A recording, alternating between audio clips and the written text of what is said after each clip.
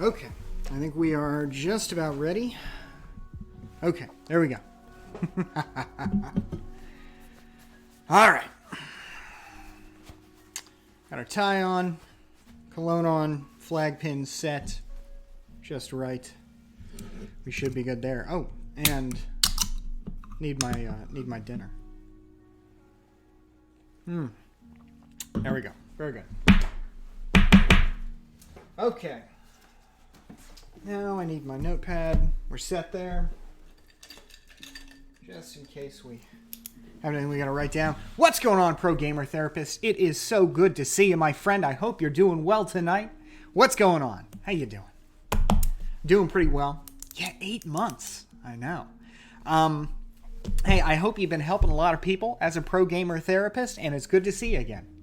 Bossy doesn't want to pack the courts because he wants to abolish it. Not exactly.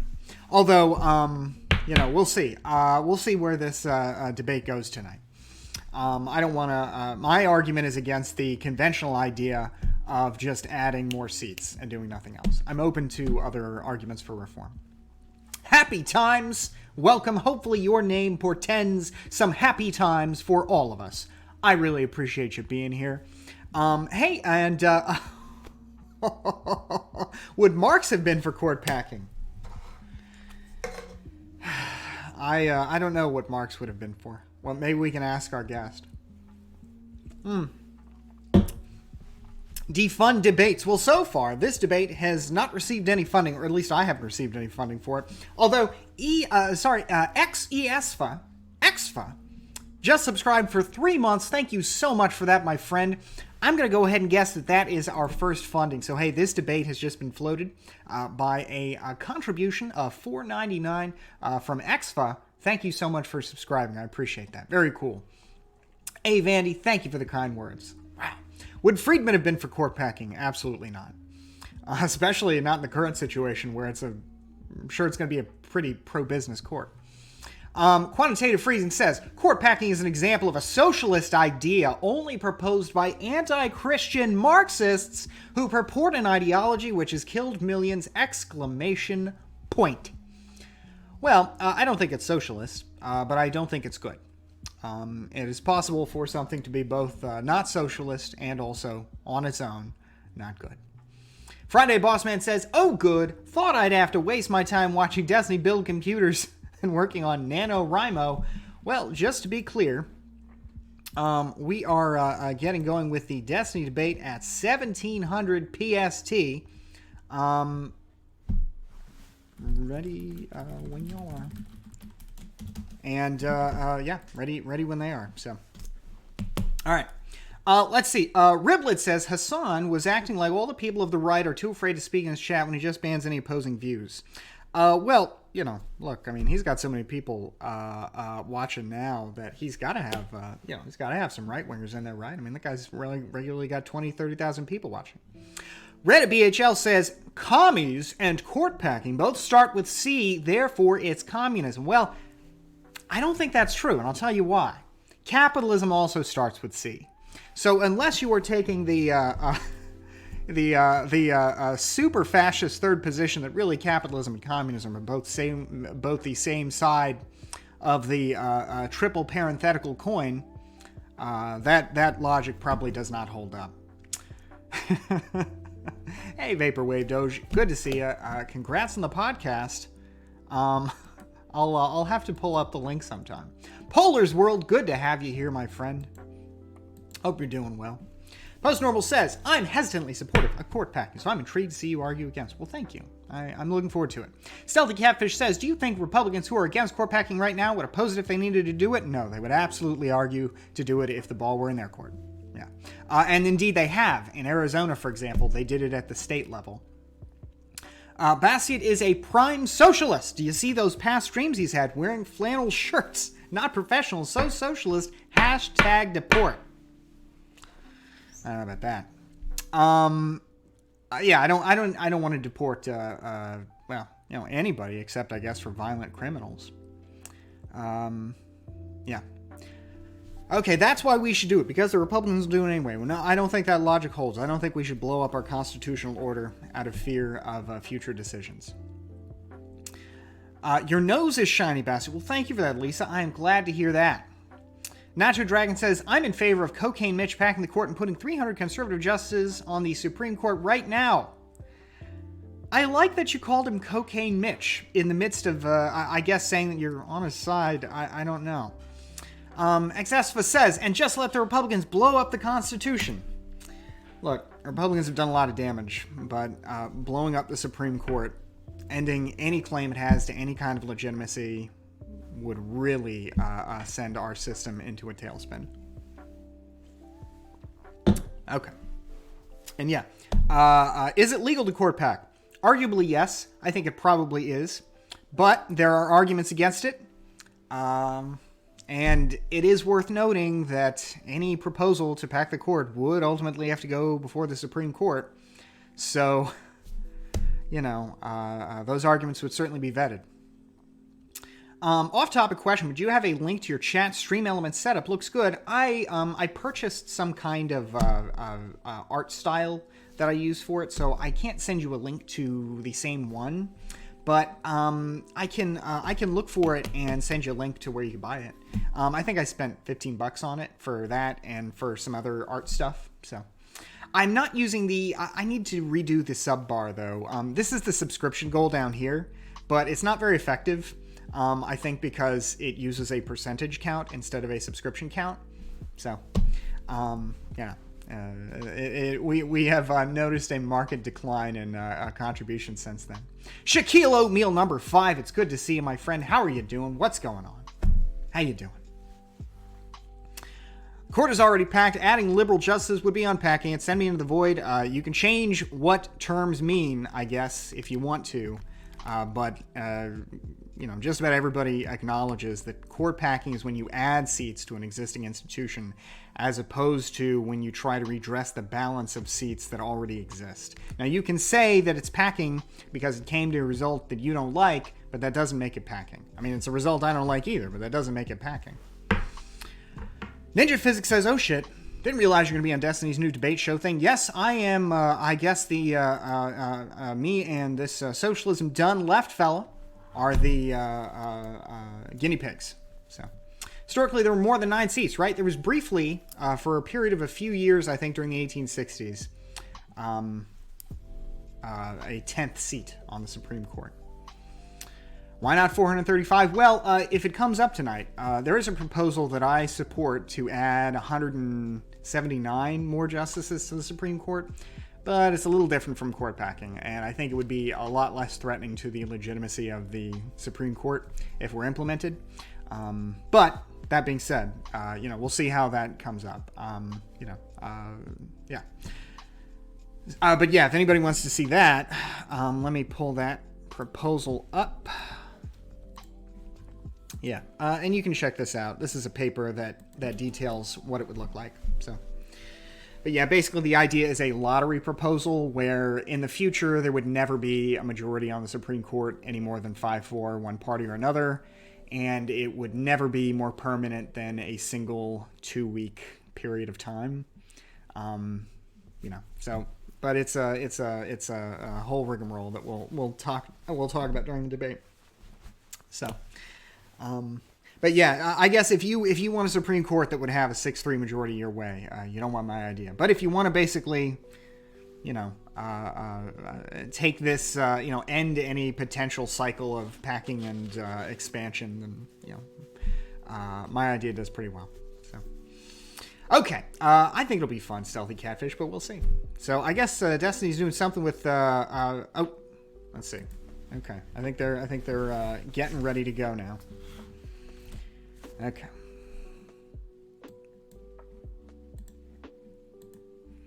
Turn off streamer mode on the Discord. All right. Do you believe the conservatives violate church and state law? Sometimes, you know. I don't think that all, I don't think that all religion in the public sphere is a violation of church and state, but a lot of it is. Sarsek, good to see you. Welcome. That's a cute sheep. Battle of Kine, good to have you. Hey, did you see the Destiny at IRI vids at the Trump rally? No, I didn't. Yeah, what was I doing yesterday? We went and we did a Halloween ghost tour yesterday, so that's fun. Pro Gamer Therapist says, can you run for political office, please? I have a guest that we are hopefully talking to tomorrow night about that, but we'll see. And it's not just about that. Okay. If you were convincing tonight, I promise I will resub. Well, thank you so much for that, Mintanji. I appreciate that. And no, I don't mean running in any immediate sense, but just, something to, just talking about what goes into running for Congress.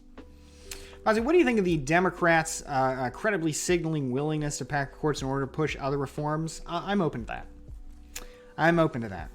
My point, though, is that if the rubber meets the road, I hope they wouldn't pull that trigger. But I guess, it would depend ultimately on the circumstances of that kind of hardball. But I'm not categorically opposed to it. So, okay, yeah, you should totally run for the House of Representatives best majority whip. I don't think I would be the best majority whip. Maybe I would, but I have to say I have no experience in whipping votes. So, but I appreciate the vote of confidence. Bad Hot Simmer says it's pretty good. Trump Zoomer supporters heckled and followed Destiny, and I'm really important at one point. Yeah, that sounds about right, doesn't it? What a drag. Ugh. Yeah, I'll have to watch that sometime. Yeah, but that sounds about right. To be honest, I think the main reason packing is one of the more viable options is that it's easy to explain, has fairly reasonable popular support. It is easy to explain, but I haven't seen the polling that says it has popular support. In fact, it seems pretty tenuous, even among Democrats. Okay. Let's see here. The red lighting is ripping off Joe Rogan's new studio. I don't think so. I've been doing this stream lighting for months now. So, PCP says, hello, Bastiat. The CCP would like to sponsor you. I'll tell you right now, I'd rather be sponsored by the illegal narcotic PCP than the Chinese Communist Party. But it is good to have you here either way, PCP0129. Thanks for letting me know. Alas, I will have to reject their sponsorship. When the popular support surge immediately if a major precedent is overturned, I don't know. I guess that depends on what it is and what the circumstances of the overturning were. Maybe if it were abortion. What if it were Citizens United? When are you going to debate? Well, we are supposed to be starting now, but it looks like, I think there's some delay of a couple minutes. So, okay, so he's setting, Destiny's setting stuff up now. So, we'll be starting here momentarily. Okay, no guarantee that could swing the other way even. Yeah, that's another thing. I am not a fan of the prospect of opening this can of worms because I know it would not end with the Democrats doing it. Same as when the Democrats decided to abolish the filibuster for judicial nominees. It didn't end there, and it wouldn't end here. So the only forms of reform that I would support are ones where there's no opportunity for escalation. Is it supposed to look like you're in the seventh circle of hell? Well, I don't think do I look like I'm in the seventh circle of hell right now? I mean, geez, I think it actually looks pretty cozy. If anything, it looks more like some kind of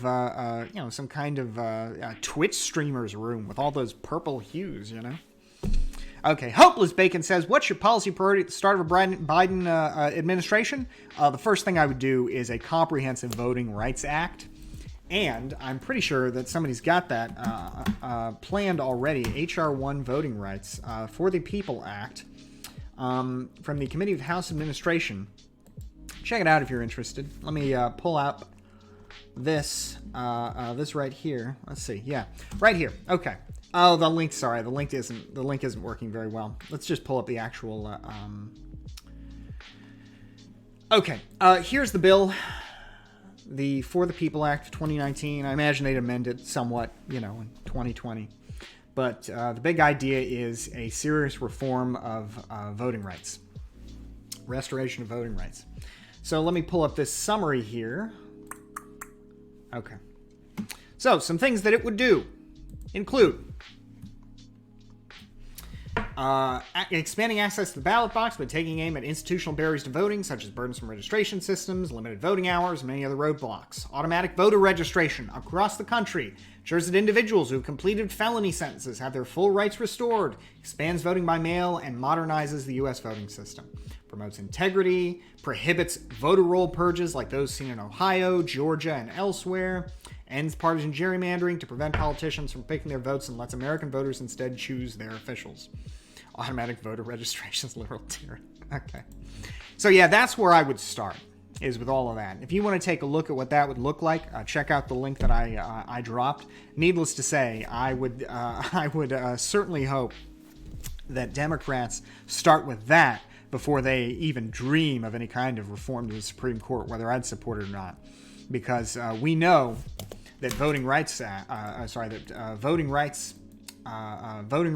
infringements are a continual problem. We're talking about them all the time with this election, and bringing those to an end, I think, is the most important thing to do for Democrats. Not just from a self-interested perspective, but also from a perspective of, I guess, what's right? So yeah, that's the first thing I would do as Joe Biden. Then after that, something with healthcare, and then after that, something with... I forgot. The first thing I would probably do is a stimulus package of some kind.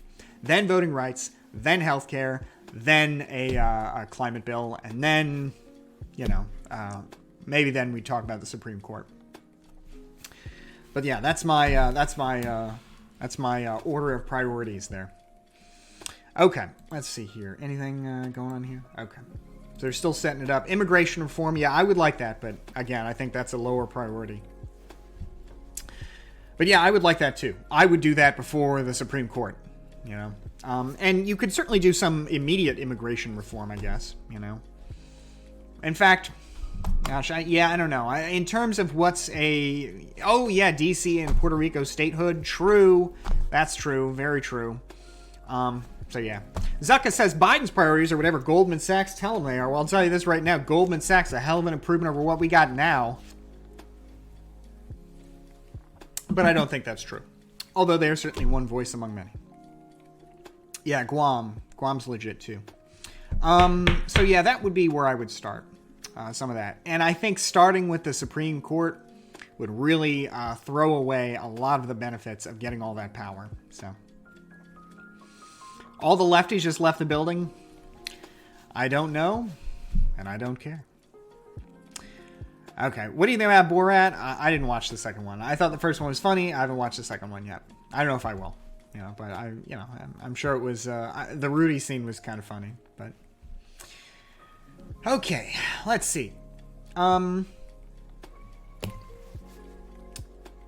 Immigration reform, yeah, that'd be a big one. A hydrated Papa Pelly says, I love Bastion how formal he is. Well, thank you for that. I appreciate that. It's very kind of you to say. Guess who says, will you leave the U.S. when Trump wins? Why would you even ask that? I mean, even if I wanted to, where would I go? You can't just leave the United States and then just, you're welcome into this other country. No. I mean, maybe if you've got a lot of money and a lot of skills, but otherwise, if you think, well, the election didn't go the way I want, guess I'm moving to Canada. Canada is probably going to tell you to get fucked, take a number, and wait, if ever. So it's unlikely. It's unlikely. Now, I do have money and skills, but Canada wants hundreds of thousands of dollars and some very unique skills. And needless to say, none of the legal teams in other jurisdictions want more lawyers. Okay. Can't you get in Alberta? I don't know if I mean, if I was going to move to Canada, that's where I'd move. But I don't know that that's an option. Just marry a Canadian. Y'all have to find one. And have to talk that out with Ms. Bastiat. Yeah, Alberta's great. I mean, they got the highest per capita income of any of the provinces in Canada. I mean, it seems like the place to live. I wouldn't want to live, somewhere that's broke, right? I want to live where, where the standard of living is good. Either there or British Columbia. That'd be my guess. Yeah. They didn't say that to Prince Harry and his wife. No. Come to Quebec? I don't think so. I don't know French. Let's see here. This is Ontario slander. Oh, man. Guess who says, you hate America, you hate Republicans. Makes sense for you to leave if it will hate it. We will put a GoFundMe to ship you to a nice commie country. Maybe China, they need lawyers. Guess who? Are you literally insane? Like, do you watch this stream or do you just sit here, touching your wiener, thinking about the next ridiculous, insane, right-wing, nonsense troll comment you can drop? I mean, to say that I hate America is the most ridiculous, nonsensical thing imaginable. It's as insane as calling Joe Biden a communist, and the attack lands just about as well. So get your hand off your dick and chill out, because we're going to have a nice debate tonight, all right? Okay. Bring him into voice for a debate. You know, I think we've actually offered that before, but, you know, we'll see. He better not be touching his wiener because it's No Nut November. Yeah, that's true. It is. It's what? No nuts, no shave. Any other stuff that people traditionally do in November that's coming up? All right. Better get a dopamine rush from leaving troll comments than from French fries. Look, I mean, at the end of the day, I mean, the most fun thing to do on Twitch is to heckle streamers. You know, I mean, okay. Let's see. Some people like public humor. Yeah, maybe. All right. Quite frankly, I'm surprised Bassett doesn't have a pet bald eagle. Well, bald eagles are okay, but I think they should be free to fly rather than caged up in my office, right? All right. Bernie was the commie. Biden was very nice, Eric's Rogue. Yeah. Senile man crushes president in 2 debates, but hey, yeah, he's definitely senile. Kamala Harris will take over as president, possibly. Either way, a massive improvement. Bassett, you should shave your head. Why would I ever do that? For what reason would I ever do that? Let's see. Listen, Cole says, Bassett is an oil lord. It's the most American thing I've ever heard. Fucking men, my friend. Can you think of a more patriotic job than to represent the oil and natural gas business in the United States of America? I can't, and if you can, you're wrong. So thank you for making that point, because you're right. I am absolutely engaged in God's work. The most patriotic work imaginable. Good luck in the debate, man. Thank you, Shalashash guy. I appreciate that. What is up, Jon Snow Bastard? For me, it's 99 nuts November. But Biden wants to ban oil. Yeah, that's not happening. All right. He has said that he wants to ban fracking on public land, which is, you know, it's not going to take any money out of my mouth. Let's see. What % chance do you think Mr. Trump has of winning? I don't know. So I'll go with the, let's see, the election betting odds. We'll go with that. What do the election betting odds say? 64 Biden, 34, 64.5 Biden, 34.9 Trump. So that's my guess. I'll go with that. Also, I think this map looks pretty solid. You know, that's probably what I would go with. So yeah, that's what these people support. Or that's what the betting markets have said. Seems about reasonable enough, right? So, okay. Some say it will be a landslide for Biden. Yeah, I don't think it's going to be a landslide for Biden. I think it'll be more than 50-50, but I don't think it's going to be a landslide. Aggregate of the betting odds. Oh, how about that? That looks about the same. 64-4, 34-8. Okay, well, there we go. Yeah. Let's see. Even if it's a landslide for Biden, Trump will be president. Well, I suppose that depends on whether that landslide translates into a victory in the Electoral College. Hey, thanks for that. Sponsored by Poet. I appreciate that. Shallow Shashka says, do you feel ready for the debate? I guess we'll see, you know, but ready as any. Inverted Bean says, the debate happened already? No, Destiny is setting it up now. So we're waiting. Yeah. Do you think the Dems will take the Senate? Well, it looks like they will. Again, by the same betting odds and by the same polling aggregation, right? 60-40 chance. So, yeah, possible they won't, but looks likely that they will. Blackface says Trump will cheat his way to victory. Well, I certainly hope not. Clamsino says Destiny debate. Hope you like rape analogies. Well, I guess we will see. But just to be clear, we're not debating Destiny. We are debating Socialism Done Left, and Destiny is hosting it. So that's what we're doing tonight. Pro Gamer Therapist says, Howie Hawkins for president. I'm kidding. Glad to hear it. Howie Hawkins is so ridiculous. How ridiculous is he? Howie Hawkins is so ridiculous that he went and attacked Alexandria Ocasio-Cortez for her Green New Deal by saying, one, that she stole it from him, and two, that it didn't go far enough. Well, all right. If AOC is, quote, not far enough for you, you may as well just get back into your I don't know, get back into your parents' basement and just avoid the world as it exists, because I guess she's living in the real world, and her plan was typically regarded as the one that was not practical. So for people to try and attack her from the left is really something. I gotta say, the Green Party, I don't know who's behind the Green Party, or what the Green Party is really about, other than being a protest vote for the Democrats. But who can say? I will say, though, I think the Green Party is going to get a lot fewer votes this year. So, and same with the Libertarians. Bassi, is a person morally reprehensible for being fully educated and voting for Trump? I haven't thought about the morality of voting yet, and I'll have to get back to you on that. I mean, morally reprehensible for being fully educated and voting for Trump? I don't know. I'm tempted to say yes, but I'd have to think about that some more. I mean, there's a lot to think about, I guess, given the questions of morality of voting. The reason I'm skeptical of that is that, by that logic, I mean, it certainly wouldn't just stop at, like, Trump, I mean, if you vote, for example, for John McCain over President Obama, are you also morally reprehensible?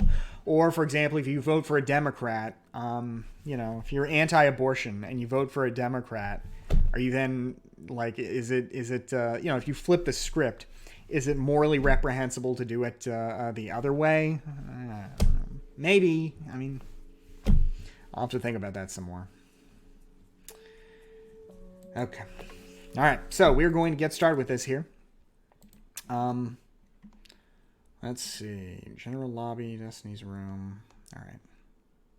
If you vote Democrat, you are indirectly responsible for killing millions of babies. Clamsino, they're not people. Haha, owned. Abortion debate over. They're not people. No, I actually am anti-abortion, but it's like it's such a to say that it's just that easy.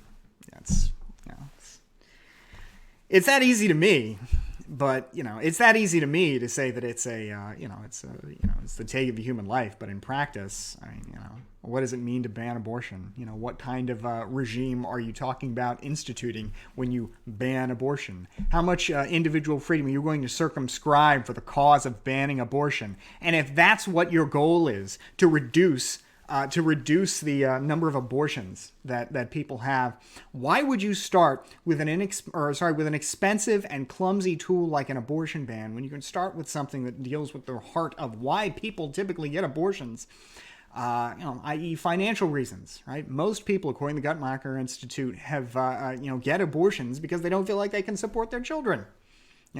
So if you make it easier for people to support their children, they'll have fewer abortions. If you want to really do something about abortion, that's the way to do it, right? If, on the other hand, you just want to posture and live in dream world, then I guess you can talk about abortion bans as the way to go. But not only do I think they're never happening, but I think they would be a clumsy tool that would lead to a real loss in human freedom in a variety of different ways. Okay, so here we go. Let's get in on this. Hey. Hey, what's up? How's it going? Are we doing anything with cameras here, or is it just voice? Hell yeah, we are. Okay. How could I have Bastia on and not have cameras? Yeah, good point. I like the way you're thinking. Hey, what's up? How you doing? I don't think we've met before. No, I don't think we have. Are you indeed a neoliberal progressive? Yeah. Well, neoliberal, you can call me, neoliberal progressive, I suppose sounds about right. Isn't that what you said called yourself though? Like I remember seeing a tweet from you, which was like, I'm literally a neoliberal like corporate lawyer or something. Yeah. The part I'm saying, I'm not sure I've called myself as a progressive, but I think I would qualify by a lot of standards. Fair enough. What should I? Do you go by? Just Socialism Done Left? You could call me SDL or Aiden. Okay, all right, sounds good.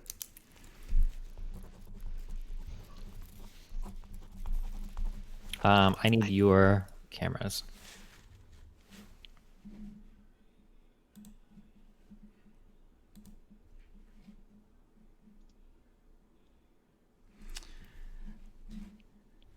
Can you see mine? I can, in fact. That's odd. I can't see it, but okay. No, I can't. I'm sorry. I don't know why I said that. That's okay. just popped up. My bad. I assume yours. Okay. All right, let me try again. Yeah. Why don't you go ahead and do that? There we go. Exciting. Okay, Bastia. I love, obviously, colors. You're a little bit on the surface of the sun right now, though. Can you make the red a little less intense, or make your camera a little bit less saturated? Okay. You're very how's red. That? Yeah, it's that okay. All better? right. Okay. Yeah. Okay. Let's see. Yeah, I think somehow I look less white than you right now. Holy shit. Then me or him? Than you. Well, you get the shitty camera for Discord. I'm sorry. So. Oh my god. The color balance is really bad. Okay, there we go. That's a little better. Okay, let me just set your cameras up in the scenes, and then we will be good to go.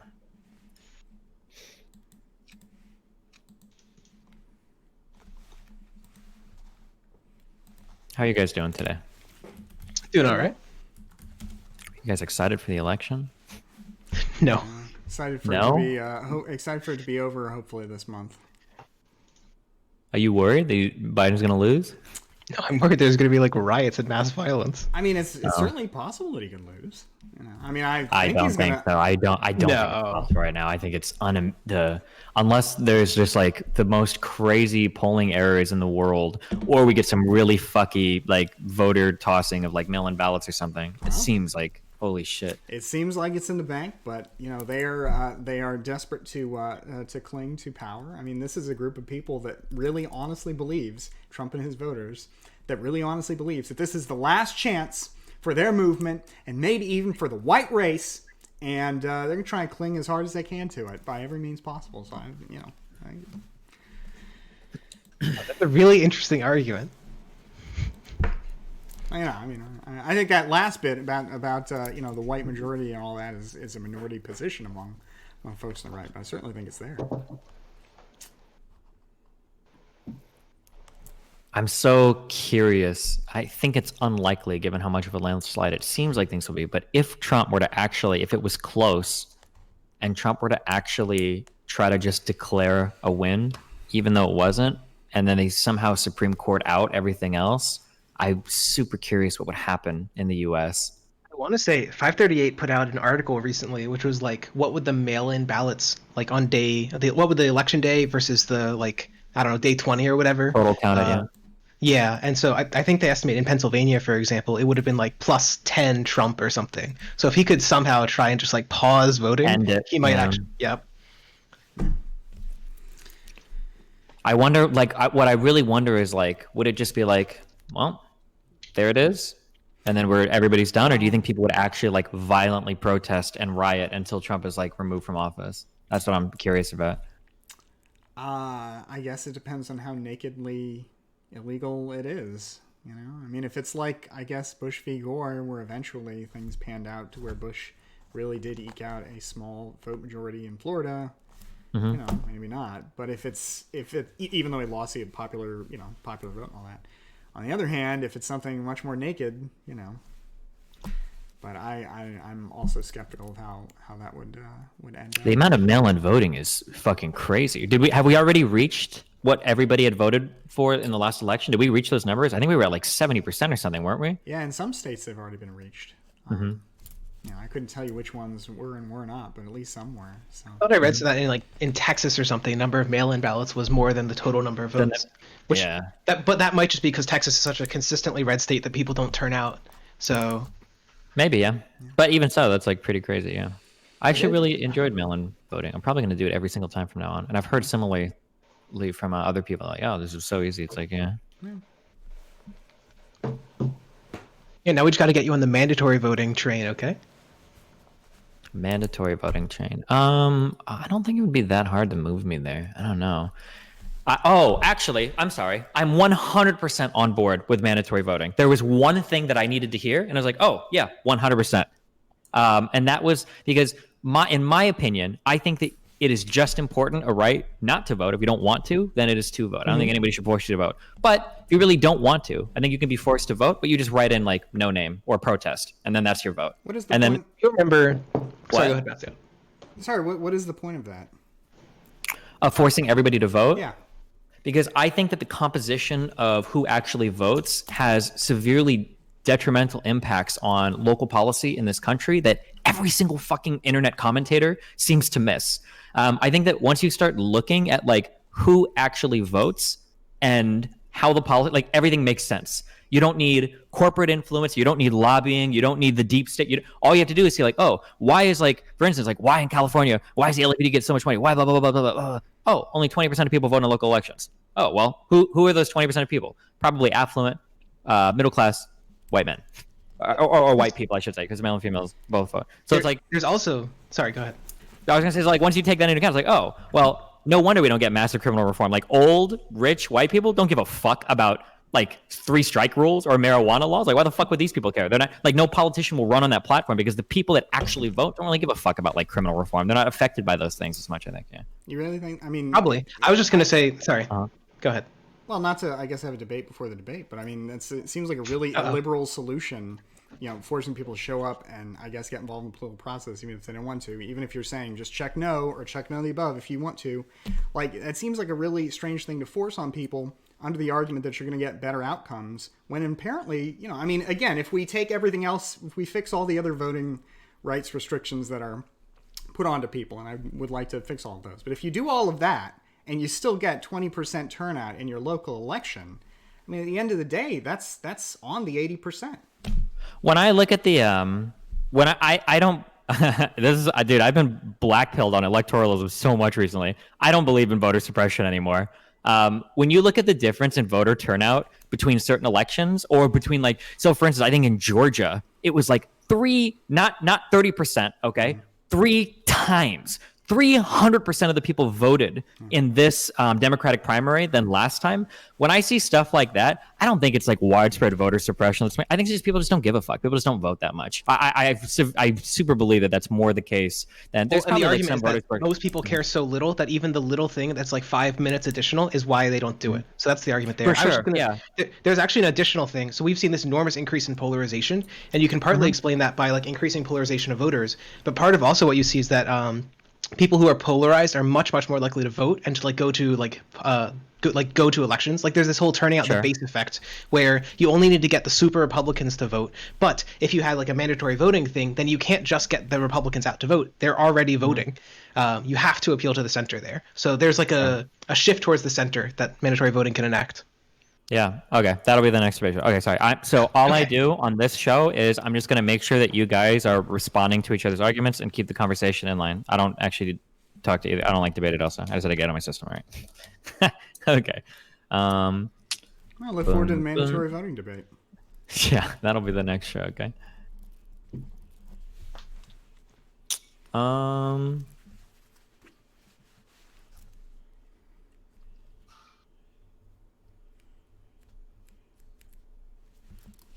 Can you guys talk for? Can you guys count down from 5 to 0? I just need to hear. 5, 4, 3, 2, 1, 0. Okay, cool. Okay, gotcha.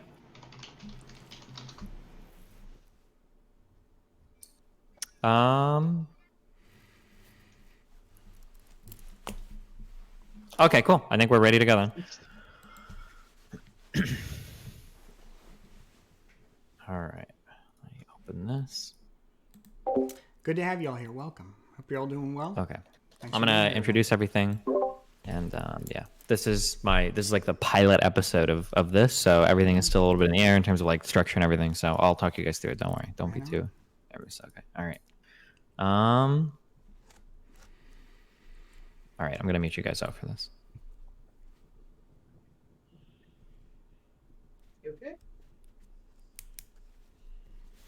Oh, that's a cute kitty. She's attacking me. She's not cute. What's your attack cat's name? She's Maggie. Oh.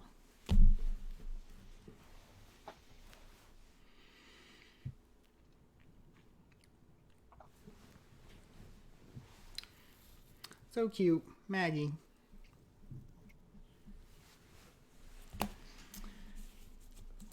Hey folks, we're about to start this debate. It's good to have you here tonight. Thanks for doing his introduction. I think. And hope y'all are having a good time. Be sure to give us a follow here. I'll drop some links for you to check out too if you're new to the channel. Thank you. I think everyone else is talking to their stream. Should I keep doing it? Yeah, go for it, right? You know. Oh my god.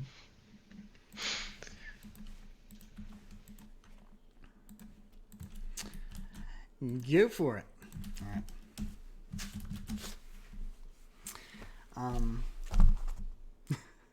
Okay, I guess he's just getting up and What? Where did he go? I don't know. Snack, I guess. What? We're the guinea pigs, man. Oh my god. What are they putting in us?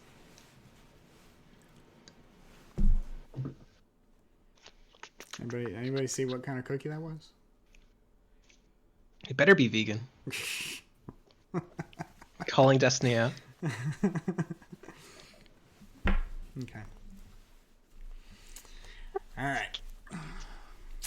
Hey, thanks for that. Thanks for the kind words, folks.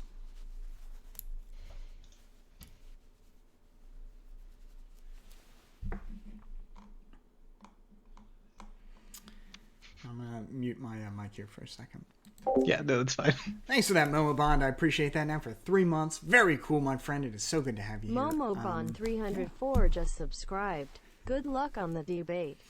Cat Bagel says, make sure to end his career. I don't know how much career ending we'll be doing, because I guess we'll have to see what his position is. But, we'll see. I feel like based on some of what I've seen him talking about, it's probably less extreme than others, but I guess I don't know for sure. So we'll see. Looks like those trash Keebler cookies. What you got against Keebler cookies, man? I seem all right. Okay. You got time to chat after you debate. Ethan Montiearth, maybe, possibly. I don't really know what's going on here tonight, but I'm open to it. If not, we can do it probably tomorrow night. Because we're going to be doing a stream tomorrow night as well, hopefully with somebody running for Congress. But if not, we'll be chatting here with everybody too. So I think that'll be a lot of fun. But we'll see. I'll save that one for when it happens. Basically, we got the time set up and scheduled, but they haven't called me back to vet me, so we'll see. It's not Laura Loomer. Ugh. All right. Don't end his career. He looks someone. I don't know what I don't think I could end somebody else's career. Only someone can do that to themselves. One way or another. So, okay. Let's see here. Temmer says, $5 Sebastian if you turn heel and start arguing for packing the courts. Look, it's not that that's outside of my ethics. It's that $5 is just not very much. Okay? What are you doing Tuesday? We're going to be doing some Election Day streaming with the Neoliberal Project, and there are going to be a bunch of cool people on there. Some former guests from our show are going to be there, as well as the author of the book Open, Case for Global Trade, Immigration, and Capital. So really cool economists by the name of Kimberly Klausing, Scott Lincecum, Noah Smith, and just a whole lot of cool people. So that's going to be a really fun stream. Looking forward to that. I think you'll enjoy it. So, I guess we're just waiting here to see when things start here. You have the mannerisms of a lawyer. Well, a hydrated Papa Pell. I am glad to hear that, my friend. Thank you so much for that. 108 years later says, what about $5,000? Yeah, I'd probably do that for $5,000. I mean, $5,000, change your position on an internet debate show? Hell yeah. I mean, come on. I'd cut these guys in for that, okay? Destiny is over on YouTube. Boomer Brainin is pilot right now. Ah!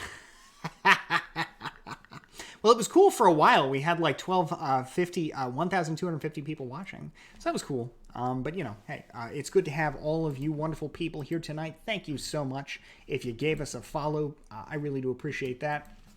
And it's important, by the way, if you haven't just followed the Twitter yet, check it out. Give us a follow because that helps us get more guests on the show. So, Bolswood says, Bossy, are you friends with Destiny? I would say probably as much as any casual streamer can be friends. I like Destiny. I don't know if we talk enough to really qualify as like true blue friends, but I'd say if I was going to consider any streamer a friend, it would be him. A lot of great streamers out there, but I'd say that I'd count him among them.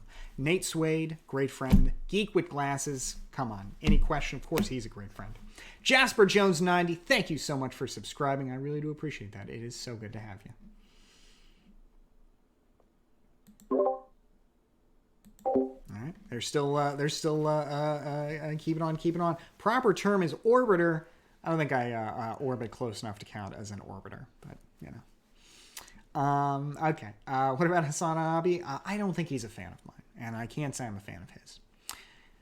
Let's see. Do you think Florida will go for Biden? If I had to guess, probably not, but it's possible. Bossy, do you support fracking? Yes. That is to say, I don't think it should be categorically banned, but I support President Biden's plan to ban it on public lands, and I think that it should be something that local governments can ban in their communities if they want to. But I think it's it's not something I would categorically ban. Are you kidding? You're tidally. I don't think so, but that's pretty funny. You're tidally locked. Law of Sign says, did you see Destiny? I'm really important at the Trump rally. No, I did not. Although I heard that was a real mess. Ugh. No. Bazzi, have you tried a different energy drink besides Red Bull? I have, but I like Red Bull the best. Other ones, Bing, Monster, not a fan.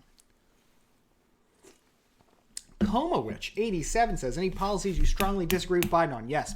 He wants to abolish Section 230. I don't think it's going to happen, but it's a terrible policy. That's probably his worst single policy. Beyond that, I think his policies on trade are also bad, although I think they will be better than President Trump's. And beyond that, those are the two that always come to mind, but there are probably others. Bossy, your opinion on Indian food? I love it. I have it at least twice a month. It's great. The only reason I don't eat more of it is because it is so calorie rich and delicious that it really, it'll blow you up. I love it though. Do you support a nuclear weapons ban? Probably not. But it would depend on the conditions. For example, if we could really get, I don't know. I'd have to think about that some more. The thing with nuclear weapons is that, yes, on the one hand, it would be great to eliminate the risk of nuclear war, right, for all time. On the other hand, I am not so sure that that there are any reasons more important than nuclear weapons as to why we've avoided a conventional, large-scale conventional warfare between nations in the last, since World War II. That is to say, I think that the peace, broad-based peace that we have enjoyed among great powers since World War II is largely thanks to nuclear weapons. So banning them, I don't know. I'm not sure. Stop talking. Wait, talk. Wait, can I hear you, Bastian? Yeah, you actually picked... I just finished as you said that. Oh, okay, yeah, I thought my thing was broken. Okay. All right, I'm coming into this scene. Boom. All right.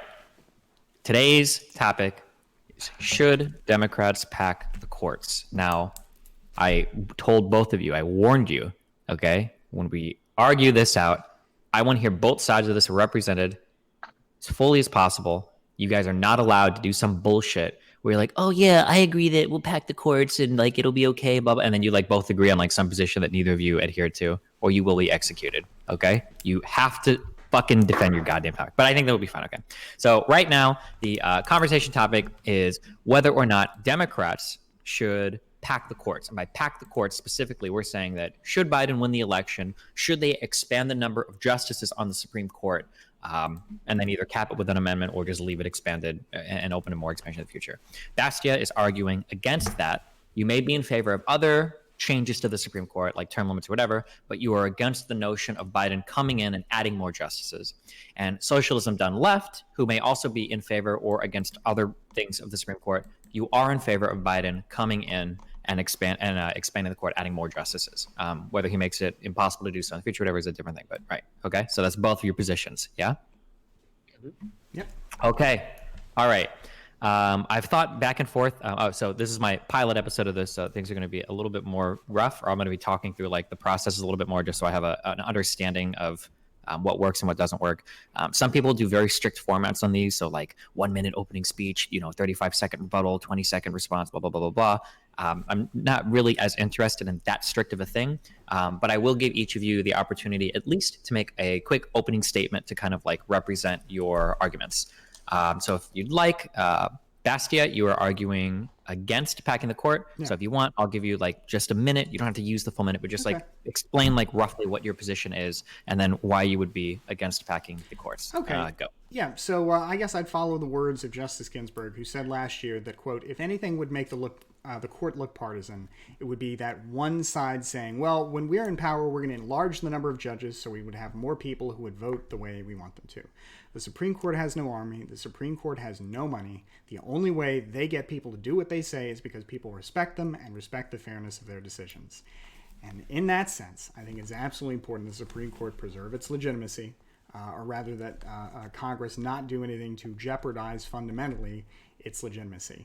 Now, I recognize that there are arguments, certainly good arguments to be made that Republicans have done their part to delegitimize the Supreme Court through this process. But I think that's very different. For example, the process of appointing Amy Coney Barrett to the Supreme Court after blocking Merrick Garland.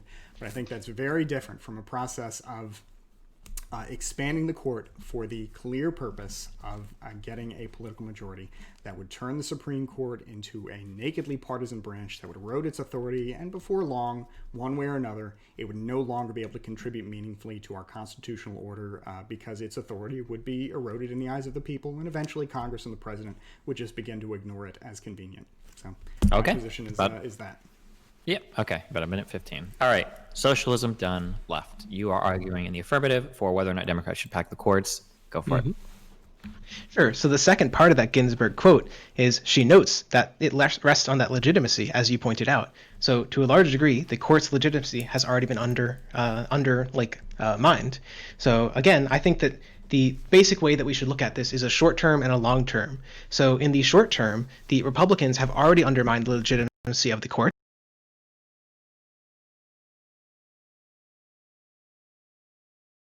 Feedback. Yeah, wait. Bastia? Sorry about that. I think they made it when you talked about. Yeah, my microphone was unplugged. You're all set. Okay, it's all good. Sorry. Anyway, in short, the basic idea is that No, I'm sorry. I'm just fucking with you. Go ahead. In short, the basic idea is that in the short term, we need to gain more power on the Supreme Court because the Republicans have expressed a desire to use whatever methods they have, be it gerrymandering, be it not packing, but making sure that their candidates get on the Supreme Court through almost any means necessary. So the short term is that we need to get a little bit more power. The Democrats and people who are in favor of continuing democracy in the United States need to get more power to achieve short-term electoral reforms to make sure that democracy keeps functioning the long term. And the long term, the argument is that we should use the current moment of packing the court to enact some of those reforms. We should use it as a leveraging power. Specifically, the argument that I find most convincing is that we should do something like appoint 2 justices. So we return it more or less to the status quo with 6 conservative, 5 liberal. So there'd be still a slight conservative majority, and threaten to appoint 2 more liberal if they don't enact a constitutional reform. Okay. Am I lagging? Nope. You're pretty good, I think. You're good. Okay.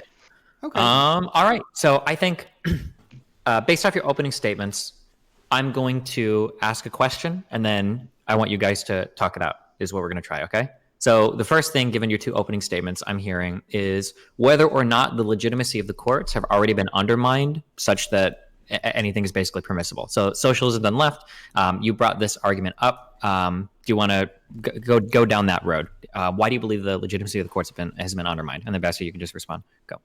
I mean, sure. So we can just look at the increasing partisanship of the appointments. It went from in the 70s, people would be appointed 98-2 or something. Today, every Supreme Court vote is a partisan vote. The same thing is true of the lower court votes. In addition to holding up Merrick Garland, the Republicans held up the largest vacancy in modern history for the lower courts. Trump appointed, I want to say it was 25% of Court of Appeals justices because of this enormous vacancy set that the Republicans created. And so I think it demonstrates that Republicans have shown no commitment, and Democrats to some degree, true. I don't think this is like a one-sided thing, but in particular, Republicans especially have shown that they are extremely interested in pursuing power, even at the destruction of legitimacy. And so I don't know that the Supreme Court is so delegitimized that anything is permissible. I would still say that there's clearly some limits. Like I think some polling data on packing is that only like 38% in favor, 50% opposed. So there's still some legitimacy in the eyes of the people. But I think that will tend to be eroded as it moves away from public opinion. There's like a dozen studies I can show you. The Supreme Court generally tries to track public opinion. If it gets too far away, it's going to be really, really delegitimized, which it's going to be by ACB, unless we do some packing. Okay, well, first I would say that the notion that it is going to be delegitimized by Amy Coney Barrett is still right now speculative.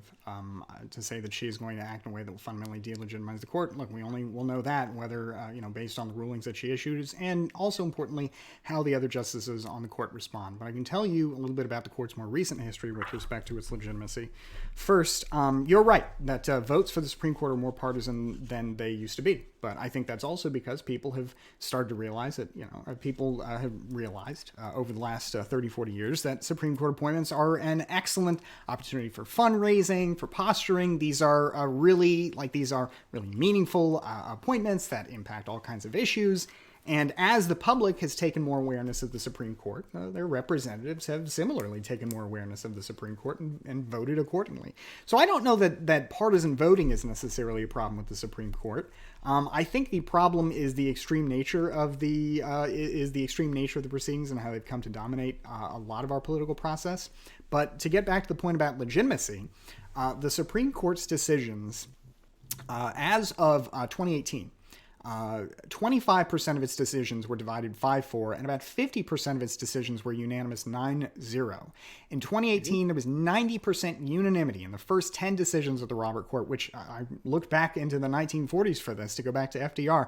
More unanimity than in any court set of decisions since FDR was president. So while the picture is more complex than this, the Supreme Court is not just some partisan, close deciding partisan institution. It's broadly actually unanimous.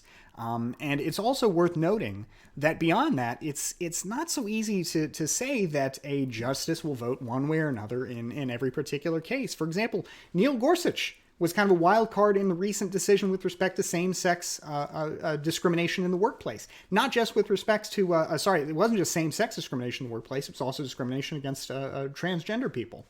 And he took a textualist reading of the Civil Rights Act of 1964 to come up with, I think, what was a relatively progressive opinion. Justice Kennedy's vote on gay marriage. And on the other side, Ruth Bader Ginsburg, one of her last decisions was a vote in support on a 7-2 decision to build a natural gas pipeline. Which, of course, can I ask a question real quick?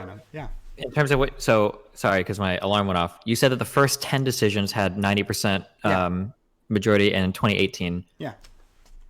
Why did you do the first 10 decisions? That makes me wonder if... That was the study that I looked at here from SCOTUS blog, and apparently these are just really pressing decisions. Mm-hmm. I'll link it to you here if you want to check it out. Okay, no, I was just curious because usually someone says like the first 10, it's like, oh, well, the other 400 decisions or however many they hear in a year. Sure, but even then, it's not only first 10, but overall it's 50%. Yeah, sure. So it's still a huge issue. And one other thing I want to say, as far as legitimacy goes, and in terms of overall agreement, to think about the two, I guess, most polarizing left and right, not that it's necessarily their fault things are polarized, but justices in recent memory, Ruth Bader Ginsburg on the left and Justice Clarence Thomas on the right, even they agreed on decisions 66% of the time. Scalia agreed with Ruth Bader Ginsburg 70% of the time. So the notion that that these justices are just clean votes and that it's always partisan and that even doing this would get you the result that you want, I don't think is really true. But what is true is that the Supreme Court still holds a lot of legitimacy, and this would really jeopardize that. Did you want to? So I'm just asking Destiny. How did you want the rest of this? So right now I want to hear you resolve this thing. You guys just talk back and forth. This is going to be super formal, or you can interrupt each other if you need to. But because right now the central point is whether or not the court has been delegitimized. If the court has been sufficiently delegitimized, it seems to logically follow that, well, then court packet, right? So I think it's important to establish where both of you are at in terms of the legitimacy of the institution of the Supreme Court right now. Sure. So I guess the basic responses I would give, it seemed like Bastiat kind of raised 2 points. One is that it's not necessarily that the court is partisan, it's that politics is partisan, and therefore it's driving the court to become partisan. And so I don't know that there's actually necessarily a distinction between these positions. If it is the case that politics in general is so partisan that the court also becomes partisan, I don't think it can escape that. Why don't we stay on just that one at a time so we don't have to do 2 points at once? Yeah, I don't think at least I wasn't trying to say that the court has become more partisan, because my point in raising the notion of, well, they've had basically 25% of their decisions have been 5-4 and 50% of their decisions have been 9-0 for, say, the last 20 years, is to say that while these votes may be very contentious, their work product is not really changing, in terms of like the partisan bents.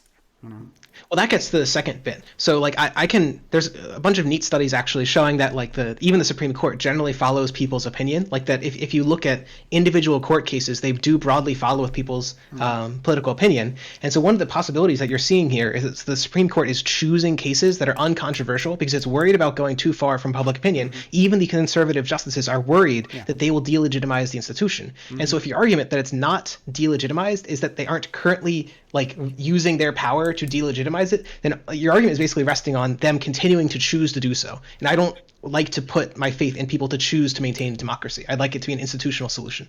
Sure, although I don't really know that the Supreme Court is going to go one way or another with respect to, quote, maintaining democracy. The Supreme Court's chief charge is upholding the Constitution.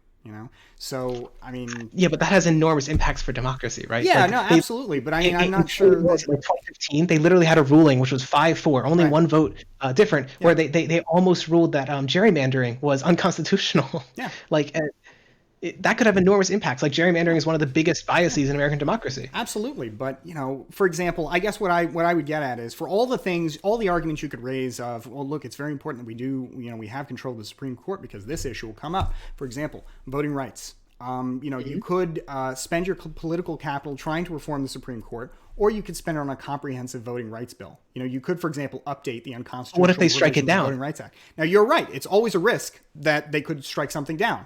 But that's the argument there is basically like if you're saying, what if they strike it down? Well, I mean, the Supreme Court, I guess, could theoretically strike anything down, but they don't. And typically, their decisions are not these kind of close. But typically, the court is also not 6-3 conservatives, right?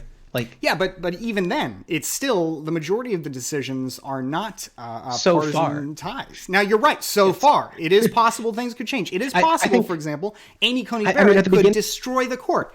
But I mean, we've got to have some precedent before we say that's definitely going to happen, right? I think something that's really important for a clarifying point for you guys arguing here is, Bastia, you keep responding with the majority, most of the cases, 50% or whatever, are ruled similarly. Yeah. But it seems like socialism. What should I call you? Do you want to be called socialism? You can call me Aiden, SDL. I don't Aiden. Okay. But so it seems like Aiden's response to this is that, like, well, that few percent that you're talking about, those could be the court cases that matter, right? That, yeah, maybe like 95% the judges are in agreement, and then the 5% is like black people are no longer human, or abortion is now illegal, and like, well, now we can talk about how similar they are, but this one thing in difference, right? We have 50% DNA similarity to bananas, so yeah. Go on to this. Yeah. Okay, so I think that's a legitimate point, but I guess at that point the question is, what do you want to spend what do you think you can spend your political capital on? Do you want to spend it on a project like reforming the Supreme Court, or rather packing the Supreme Court, whose history of success? I don't think political capital is getting into a whole different argument. Right now, what I want to know is whether or not the court is legitimate. That's what we're not. Well, look, how should we change it? Okay, well, I'll say this. In terms of its legitimacy, I mean, I think it seems to be compared to the inherently partisan nature of the office of president and the excessively low ratings of public approval of Congress as an institution. The Supreme Court typically does better in public polling than either of those branches of government. So by that metric, they are more legitimate. By the metric. On that note, though, one of the things that's very interesting, sorry, just to step in, I can literally show you a study that the public approval of the Supreme Court is directly related to how closely it follows public opinion. And so this argument seems to be like a very contingent one. Yes, right now they're very popular, but what if they start gutting the bills we care about? What if they undo Roe v. Wade? How long is that going to last? Okay. I guess Roe v. Wade's actually a bad example because it's not that popular, but like more popular bills. So I'll say this. In response to the... Well, let me just make this make a point real quick. Okay. In response to what if, that's where I think I'd have to start talking about political capital, because what if calls upon solutions or responses versus, just saying, well, let's do something on the basis that they might, One question guess that I have here. So, go ahead. in terms of you guys talking about the legitimacy of the Supreme Court and things they could rule in one way or not, I have two questions that I'm going to want to follow down. But the first one, most recently, is so you talk about how they could gut some bill, right? Mhm. Well, if we believe that Supreme Court nominees come from the president, and if people elected the president, and we'll ignore the Merrick Garland stuff, is it necessarily wrong that the Supreme Court could go partisan in a way such that people voted for a certain president and now he's elected and he makes it partisan? Like, does that not kind of track maybe like what the voting will of the American people was for that? There's two issues here. So one is that even if a majority, say, were elected and they wanted to just like eliminate a demographic group, I think most of us would agree that it is necessary in a functioning democracy to protect the rights, like certain rights, like voting or like life, to such a degree that you can't allow the majority to override them. And so I think that there's a somewhat relevant concern in the issues of like gerrymandering and voting rights that the conservative Supreme Court could strike down those rights and meaningfully disenfranchise those minorities from participating in politics. And I had a second point, but I totally forgot it. Yeah, I would only say that I think it's probably important to try and think about cases that where they have done some of the things that we don't like. For example, the voting rights case, the most recent one. I'll have to pull the name for it, but I think we're both talking about the same case, where the Supreme Court ended the pre-clearance of certain 6 southern states. Yes, Shelby County is the name of the case. I think maybe Shelby County.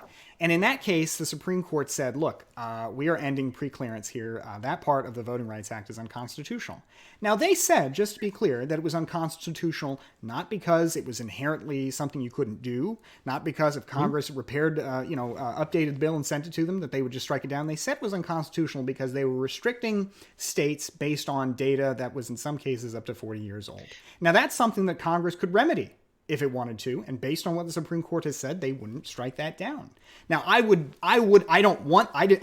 wish the decision had not gone that way, but it seems to me that the response there, if you've got a majority in Congress, is to pass an updated Voting Rights Act, like, for example, H.R. 1, that addresses some of these and then goes much farther, rather than spending your energy on court packing, right? Like, if that's your worry, is that you're going to get that decision, then I guess pass a law rather than pack a court. For just real quick in support of something that Bastia said. So Dred Scott v. Sanford is one of the most historically horrible rulings that have ever come out of the Supreme Court. So in 1857, the Supreme Court basically said, the Constitution doesn't apply to black people. And then they made that ruling. And then in response to that ruling, the 13th and 14th Amendment were passed, which nullified those rulings essentially by changing the Constitution, as an example of what Bastia is talking about. Yeah.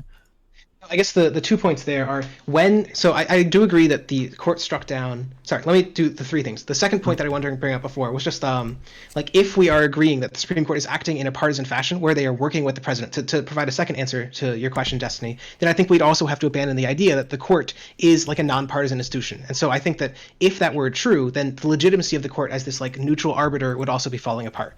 To respond to the Constitution changing thing, I think that it's valid to say that yes, the Constitution. Again, there's actually another neat study that the court is less likely to strike down federal laws the more laws that Congress passes that threaten to restrict the rights of the Supreme Court. And so there is a truth to the fact that the court will restrain itself to make sure that it doesn't go too far out of public opinion, because as Ginsburg said, it doesn't have the sword. But the concern is that basically they will go as far as they can. So unlike the voting rights ruling, it's possible they did the ruling on the technicality. Basically, they ruled against it by in 2013, Shelby County, they ruled against it on this technicality, more or less, that the data is too old. Because that way they didn't have to argue the much more difficult political position of we don't actually think that there's a right for all people to have equal voting participation or equal polling stations or whatever.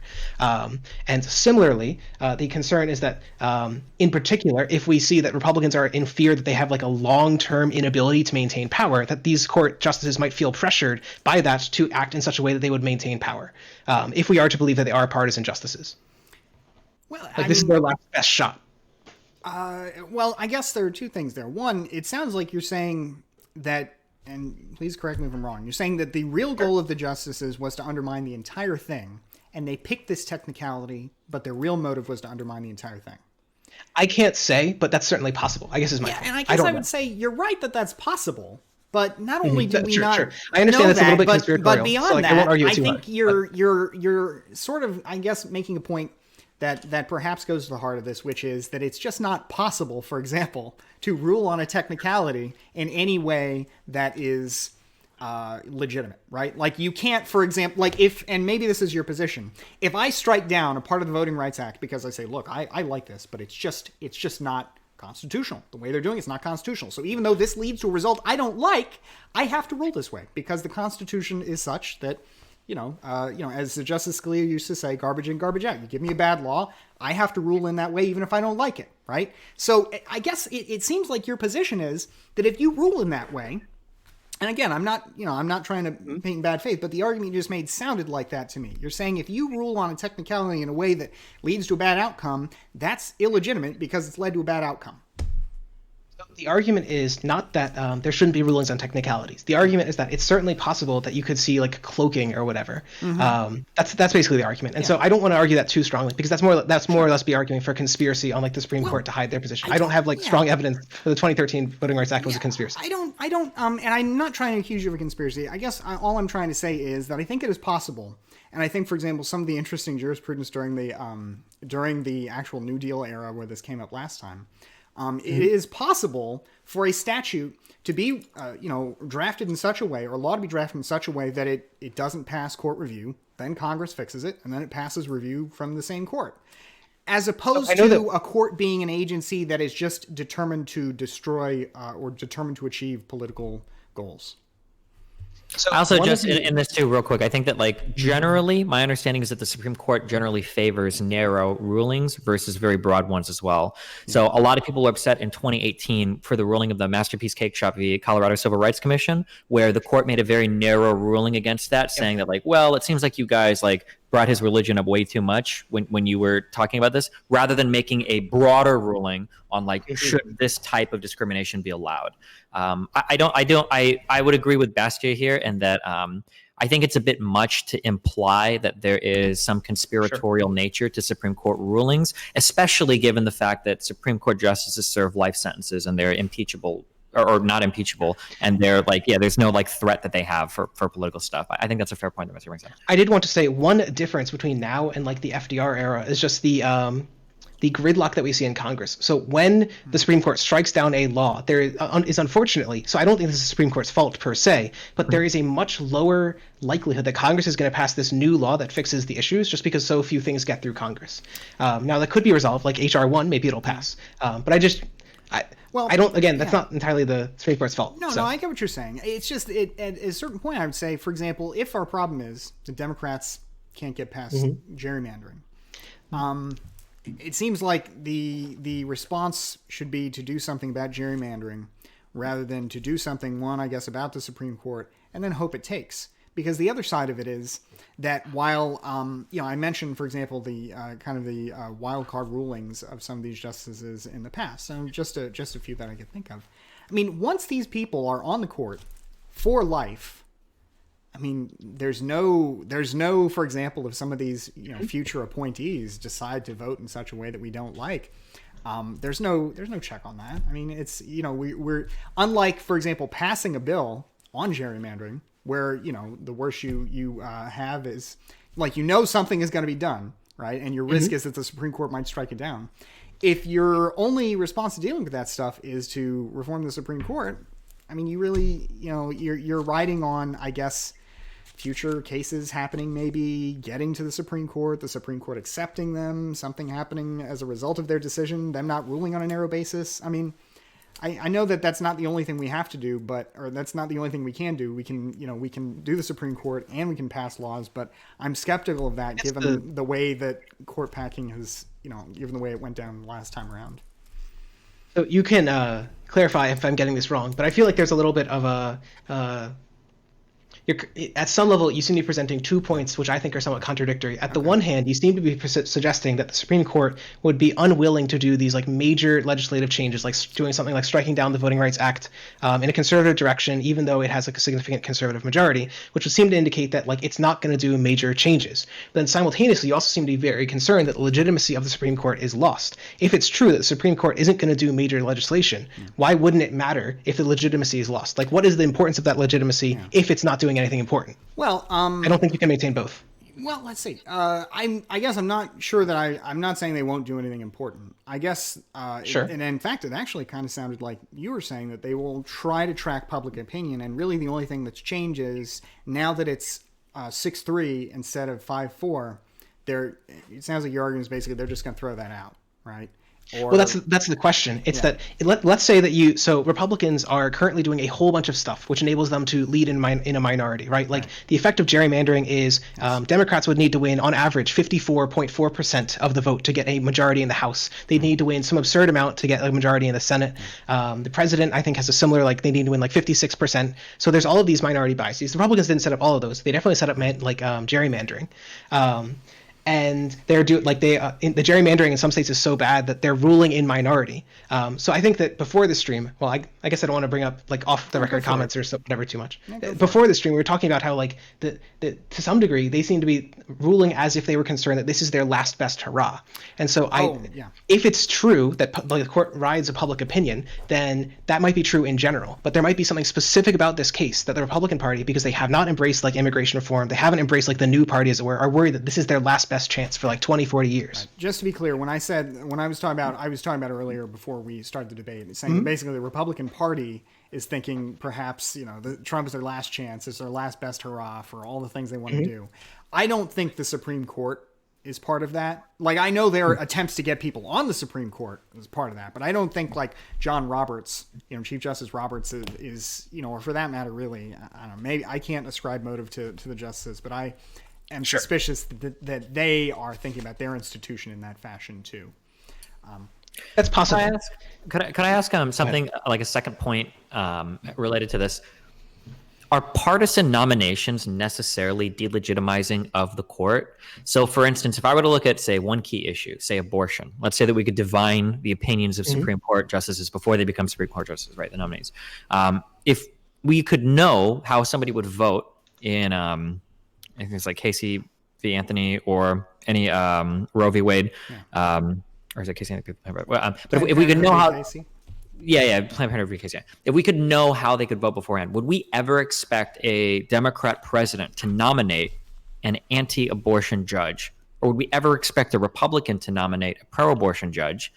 And is this a bad thing if people nominate judges that are more in line with their political views? Does that necessarily undermine the institution of the court by making picks that you think are more likely to agree with your overall ideology? Do you want to go first or I? Sure. I don't think it's, I guess when you, I guess I don't, it's hard to imagine it working any other way. Like if somebody has the ability to pick, right, an important position, then, naturally, especially on real hot button issues that your constituents, no matter what your background is, care about, like abortion. I mean, there's no, you have to, I can't imagine saying, well, I would not consider that. And I just don't really think that's even possible. I don't, and so I guess I don't know that I can think of an argument for why it's bad.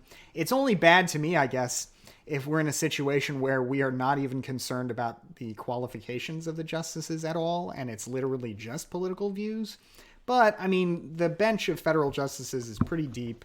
And I mean, there's not really a shortage of qualified people to be on the Supreme Court. So I would just note that it's not a binary where it's either the only thing you care about is politics and you don't care about qualifications. I think there's a gradient. And the argument that I was raising as to why we've seen this rise in partisan judges is we've been slowly moving down that gradient. So like in the 90s, there was a much greater preference over qualifications. People weren't as concerned about the partisan lean of the justices, and they increasingly are. So it seems that as we move down that gradient, you're going to get closer and closer, it's not going to be a sudden step. This is like a slow decline of democratic norms that we're seeing as we move towards that political model. What was I was going to mention like that by some metrics of like how conservative the Supreme Court is. There's these two main scores. One of the two scorers estimates that if ACB was added, it would be the most conservative court we've had since 1950. So it'd be a big shift to the right if they actually ruled that way. And so I do think that like it's hard to look at the situation and say this wasn't just for partisan gain because it's all just about qualifications when it's like such a significant shift. Yeah, I agree that it's like I can't think of a situation where I would say it's only like it's not partisan. I can't really think of I'm I think the only reason I can imagine why in the past it wasn't partisan is because people weren't really, like, the public wasn't paying so much attention to it. And, in a situation like that, then I guess Congress is not so interested. But now that the Supreme Court is a serious issue of public debate and citizens are really engaged on it too, as opposed to the past where I suppose it was less so. One thing I'd be curious, though, that I haven't looked up is the last period I can think of with a lot of like political polarization. I guess like comparable to what we've got now, the 1960s and 70s. I would be curious what Supreme Court appointments and votes looked like then as well, because we had a court then that was super, and haven't looked at this, so I'm curious. Maybe you two have. I have those stats, stuff I have goes back to the 70s. Yeah, the Supreme Court was a very, like at that point was very, you could call it reasonably activist. And it did things that were very controversial with a lot of people. I mean, I would agree with most of the Warren Court, right? Right. Something to keep in mind too, just as we're talking about like political biases and nominations or whatever, you can probably go farther back, but under Nixon, Nixon nominated Clement Haynsworth, and that nomination was rejected by the Senate, 45-55, because of his record on like civil rights. That was like kind of a political rejection. And then there were also ethical lives that were brought up as well. But the civil rights thing, I think, was the main thing. And then under Ronald Reagan, he nominated Robert Bork. And Bork was rejected as well, I think, because people were upset at his opinions. It was like 42-58. People were upset about his opinions related to constitutional issues from Nixon's Saturday Night Massacre. Yeah, so there have been rejections of Supreme Court justices in the past that have been voted on because of what seems to be like pretty politically partisan issues. That's only going back 50, 60 years. I don't know how much further go back. You can probably find more. So I guess I posted this graph from 538, which I think captures it reasonably well. While it looks like in the period from like the 70s to the 90s is what I'm saying, there were some justices who were voted down and were controversial. Most of the justices had these all near unanimous decisions, right? To extend Bastiat's logic, right? Oh, there were some exceptions, but the majority of justices were almost unanimous. The Senate was almost entirely, it seems, concerned about qualifications. And then you start hitting this like post-1994 era where you start getting 78-22, 58-42, 68-31, down and down the line until where every single one we've had of the past 7 is a highly partisan vote. And so I think that while there are examples in the past, the overall trend is like there was a sharp increase in partisanship since the 90s. Yeah, and I guess I don't view that as an issue. I guess I view that as an issue, and I like I like some of the ideas for Supreme Court reform that would deal with that, but I don't view that as an issue that I would be willing to then expand the Supreme Court for, and then take basically an issue of like accusations of partisanship and then just like dial it up to 11 by making it very plain that the purpose of this reform to the Supreme Court is to make it more partisan. I guess what I would ask is, hasn't that already been made clear in like the Garland holdup, in the various partisan votes, and in like the ACB appointment? Like, haven't these all been clear that it's purely partisan? Yeah. What additional delegitimization is there to like being more partisan about this? Right, and I think that they have changed. Congress has changed the way that Congress has adjusted its norms, right? But it has not adjusted the rules of the institution and how the institution itself works. And I think that's a step beyond. I think that's also. But they aren't even changing the rules of the institution, right? They're just adding like the Democrats, for example, could have done. Like they could have held up, I guess, nominations in the past. I mean, the reason we're here seems to be because of the luck of the draw, right? Of Republicans just getting lucky with Supreme Court picks compared to Democrats. But I mean, it's. I will correct, not pure luck of the draw. Luck of the draw would have given Trump 2 Supreme Court picks. He got 3 because of deliberate obstructive action from the Republican Senate, just to be super clear. Okay, that's Garland was blocked by a disruption of norms in the Senate. That's a fair point. Although, maybe I shouldn't be talking about luck of the draw at all, because you could just as easily argue that the Democrats wouldn't have had these problems if they had just won elections.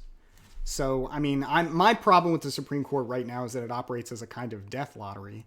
And so I guess the end result is that now every time there's a seat, it is a partisan disaster. But it seems like your position is to then basically bring the partisanship into the open, dial it up, as opposed to, I guess, trying to do something something else to it, or I guess I would view your solution as making that problem worse, not benefiting it, in exchange for policy outcomes that are possible but speculative at best, and which I think would come at the cost of really, I think, dealing with the fundamental reason why our democracy is in trouble, which is that Congress has routinely delegated things to the president and to the courts. For example, we still have no codification, for example, of Roe v. Wade, right? It's not in federal law except through the extent that it's gone to the Supreme Court. We've had Democratic Congresses, we've had Democratic presidents, but they have refused to act on this.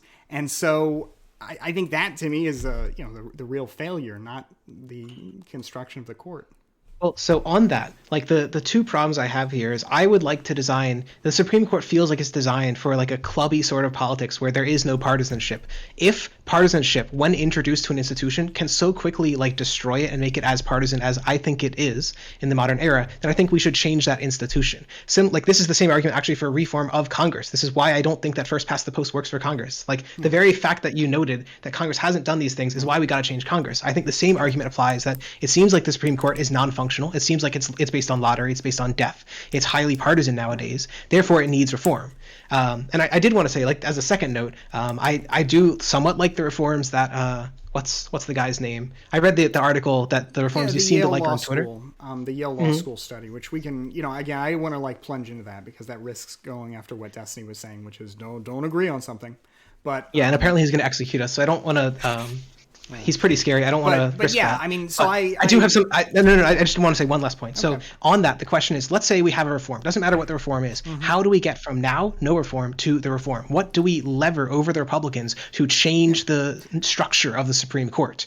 What makes them give? Yeah. Well, I will say, I guess that it's in terms of like reform of the Supreme Court. If the Democrats have control over the presidency and Congress, then I suppose they don't really have to give anything. They could just think, the question is like, if there were a way to do a reform, and the reason I like the Yale Law School reform that I proposed is that there's no ratcheting up, right? After you expand the court in the way in that article, there's no tit for tat there. That's a one and done. But in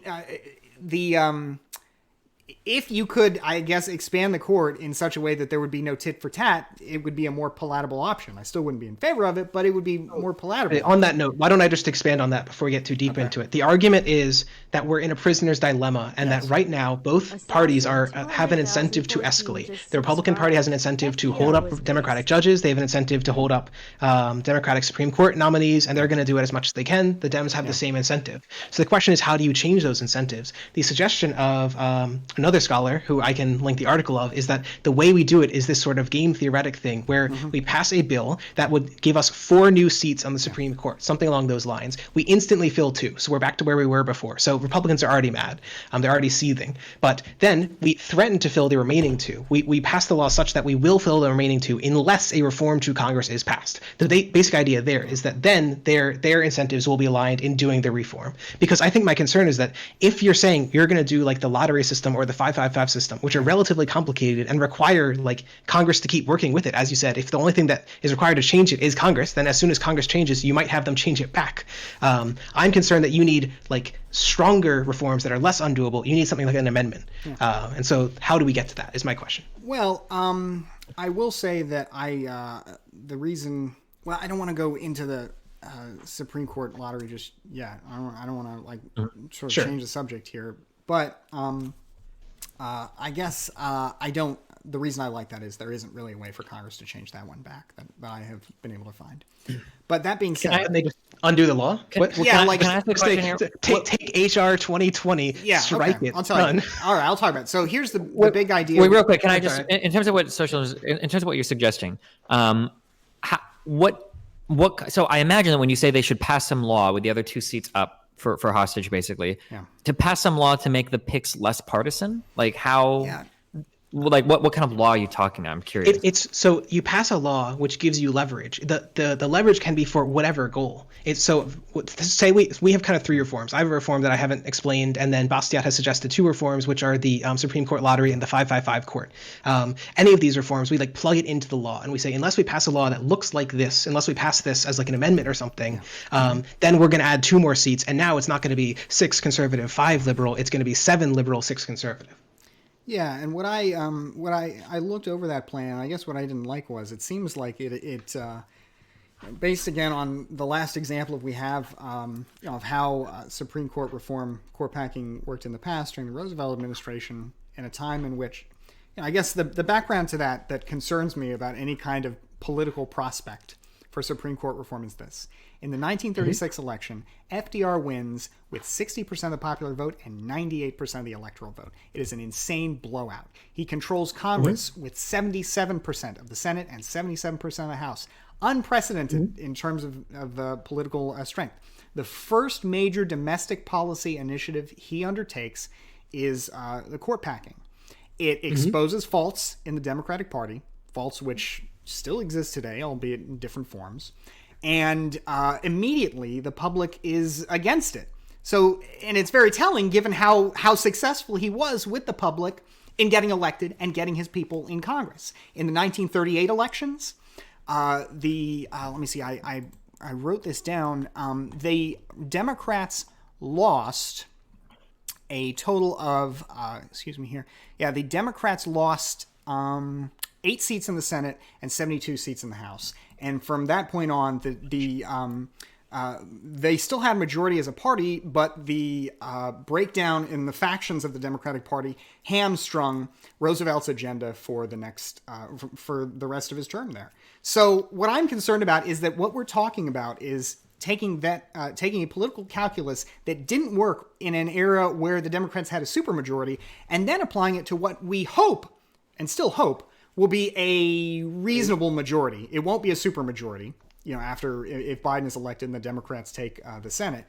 We're going to apply that in a much more vulnerable political situation and, like Roosevelt, lose all of the steam that comes through a big contentious reform. So I think that the idea that we're going to pass this is speculative, but even if we do, the notion that it's going to result in the Republicans coming to the table as opposed to using this as red meat to wave to their base to score a blowout in 2 years, I'm very skeptical of that. I mean, I haven't seen anything that suggests that that's how it would work because, again, historically, what happened was the Republicans came back from the dead as a result of court packing. Okay, so just to be clear, so now we're kind of moving on to like the political efficacy. I don't feel like 100% we established whether or not the court was legitimate or is not or is or isn't legitimate. I feel like there are decent answers on both sides. It's probably not something that you can prove objectively. Yeah, like, if you're going to do down your logic yeah. tree, I think that's one of those ones where you're going to have to call that one gray, right? Yeah, especially because it seems that we don't necessarily even agree on what does it mean for the court to be legitimate. So I'm okay moving past that. I just wanted to establish that. We can talk about that some more or not. No, that's fine. We can move past that. I was just curious if there was like a razor, like boom, the court is completely illegitimate because of this. But we can go back and forth on that forever. I want to say one more thing about it, I guess, about legitimacy. And the reason why it's worth talking about, and maybe you'll have a thought on this. The reason it's worth thinking about is that, again, like Justice Kagan said in a little bit I mentioned earlier, the legitimacy is all the court has. If the president has no legitimacy, he can... I'm sorry, I shouldn't call you out on that. What's that? I said Ginsburg, but I shouldn't have called you out. That's like a technicality. I'm sorry. Oh, well, no, I'm sorry. I didn't cite Kagan, but the second part I mentioned... Yeah, she mentioned the bit about we have no army, we have no money. But yeah, you're right. The other part was from Ginsburg. But what she meant when she said that is, if we don't like Trump, he's not legitimate. Well, he's got guns. Congress has money, and money, can compel people to do things. The court really only has legitimacy. So I think it's a little different than talking about a president or Congress, because what I fear is a situation where you've got your next Trump and you've got a delegitimized court that the president just says, screw you. What are you going to do about it? Me and my supporters don't care and are going, whereas the president, for all his faults, and they are legion, has been somewhat constrained by the Supreme Court when it has issued decisions that have gone against him. So that's my worry. Okay. Sure. Do we want to move on? Okay. So then like the political efficacy of doing this. is it possible to do it? And if the Democrats were to do it, would they suffer severe political consequences for doing so? And then again, I understand this is a bit of I don't know if you say like an ethereal topic. It's going to be really hard to definitively say yes or no, but yeah, go. Bastia kind of already opened with an argument. I would only say that I'm open to the alternative, but that's my best reading of history and where we're at now. So I guess I would have two main points here. One is that there is a key distinction between the kind of so the suggestion I'm making is not just pack the courts for partisan gain, because I think that will look bad. It might lead Republicans to do better. This is unlike the Roosevelt, right? Roosevelt was just packing for partisan gain to pass the New Deal legislation. Mm-hmm. And to be clear, in the end, he did end up the court did end up working with him. The long history is that whenever the court does get seriously threatened, they worry more about their legitimacy than striking down policies. They stopped rejecting his policies. So as an aside, that is a fear of mine, that you get a president who comes in, bullies them, and makes them do whatever they want. But the second comparison I would make is the difference is that we are passing something where we are trying to reform the institution to become less partisan. So we are saying we like explicitly do something like we are playing partisan hardball to reduce partisan hardballness or something. I don't know how much that will matter in like the messaging or whatever, but I will say that's like a genuine structural difference, even if it's not a messaging difference. The second point I was just going to make is there's a direct analogy to the impeachment. So I will post some polls about the impeachment in the group chat or whatever. Okay. So these are polls on the impeachment over time. And these are polls for court packing.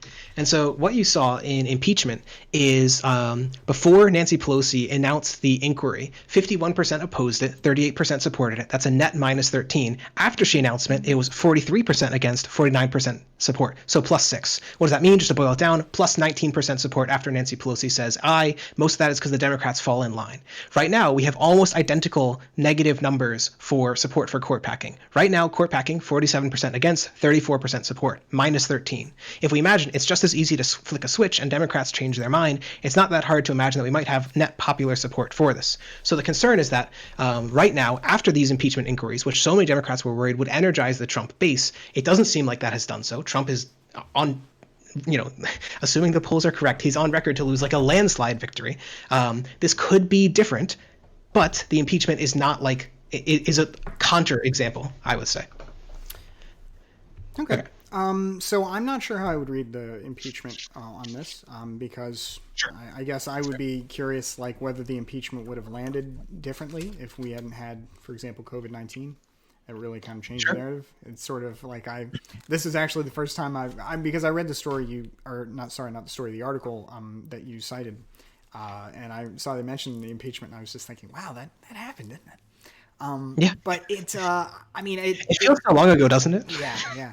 But real quick on this, also, just because I don't know if I should call it like a non sequitur or not, but when you say that Pelosi announced the impeachment inquiry, and then you imply that if we were to announce the same for court packing, you're essentially saying that public support changed in response to Pelosi's announcement, but it could also be that the public support changed in response to the findings of the inquiry. So the reason I say that in particular, if you look at the 538 graph, it has a whole bunch of these vertical lines at points where like key events in the impeachment were happening. So you see, I don't know, like what's that, late April, Mueller made their report public. Late July, Mueller testified before Congress. None of that moved these popular opinions. It was like more or less flat 50% opposed, flat 43% support until like instantaneously Pelosi announced the impeachment inquiry. And so I guess I don't have a more general model for this, but I think I want to like appeal to some people that I've read that politicians can significantly impact political views. Like I want to say there's some examples with like Republicans very rapidly shifting their policy positions now that Trump is in power, but I can't think of those offhand. I can think of one, like their position on free trade, for example. The Republican Party used to be the party of free trade, and now it is the party of protectionism, and only really one factor has changed. So yeah, I mean that's certainly a factor. At the same time, I guess I don't know that means it is limited. I will say you're talking about a small change, mostly in the Democratic Party. It might not work for independents or something. Well, so that was one thing, I guess. Like it would be seen, like even if the numbers moved considerably on Democrats, whether they would move for anybody else, I think is questionable. And the thing that was interesting about the I think this was it. The Washington Examiner YouGov poll that you are referencing here, the 60% of Democrats were themselves split between Democrats who want a majority and who want to just kind of restore some kind of neutral basis or neutral split on the Supreme Court. To be clear, though, that the majority means that they don't just want 2 courts; they want 4. Right? 4 would be a liberal majority. So they're split. Democrats are 30% in favor of. They want 4 new justices, and 30% wants 2 new justices. I am a moderate, right? Socialism Done Left here, advocating for moderacy. Only 2 justices, unless the Republicans bend the knee. Yeah. Well, I think what any proposal that I think requires the Republicans to do something, or it would get worse, I would be concerned would backfire and be used by them as a tool for just like more fundraising, more campaigning, more success. Because I think the Republicans would have a pretty easy time making this into a relatively unpopular issue. I mean, not only the history of court packing suggests that they would have a lot of, in the United States suggests that they would have some success there. Again, at the federal level, Republicans have done this in Arizona at the state level. But, sure. I would argue that, the federal Supreme Court, it feels more like it's for keeps. I think it would be, I don't know, it seems to me like they might even view it as a kind of a gift if it is something that, I think under the plan here, it is that it only takes effect after the next election. Are you asking about this reform? Yeah. The reform you're proposing is just 2 immediately and then 2 more down the line, unless you work with us to get something better. My suggestion would be just like, so my suggestion is do 2 now, right? So that you can pass laws and they don't get immediately struck down, something along those lines. Yeah. And then just because I think that I think that they have already delegitimized it. That's like the previous argument we were having. So put that one on the side, 2 immediately. And then the suggestion is do 2 more in, let's say, 2021, while you are certain the Democrats still control the Senate. So it's a credible threat, but it's also a reversible threat. You can undo it if there's a change. And I agree that there's problems in this, but the question is basically like, if you want to reform the Supreme Court, how do we actually do it, right? What is the best way to use our political capital to get there? Yeah, and I think to me, Can I get some water real quick? I'm going to listen, but can I get some water? Sure, yeah. As long as you can still hear and I can talk. I think to me, the worry is that that would be, basically that's a one and done. That's a super controversial reform that will require whipping the Democrats into shape to get them all behind it, because of course the majority, if the Senate majority happens, it's going to be in the 50s, right? It's not going to be a supermajority, right? So they're going to need to get Democrats on the same team. I know there will be some Democratic opposition to this because not all Democrats back the idea. Moderate Democrats, for example, in swing districts may very well come out against it, as happened, for example, in FDR's time when some Democrats came out against it. So my concern is that even if this happens, it will end up being the one big achievement of a Biden administration. And so there won't be any progress on voting rights. There won't be any passage of H.R. 1. There won't be any healthcare reform.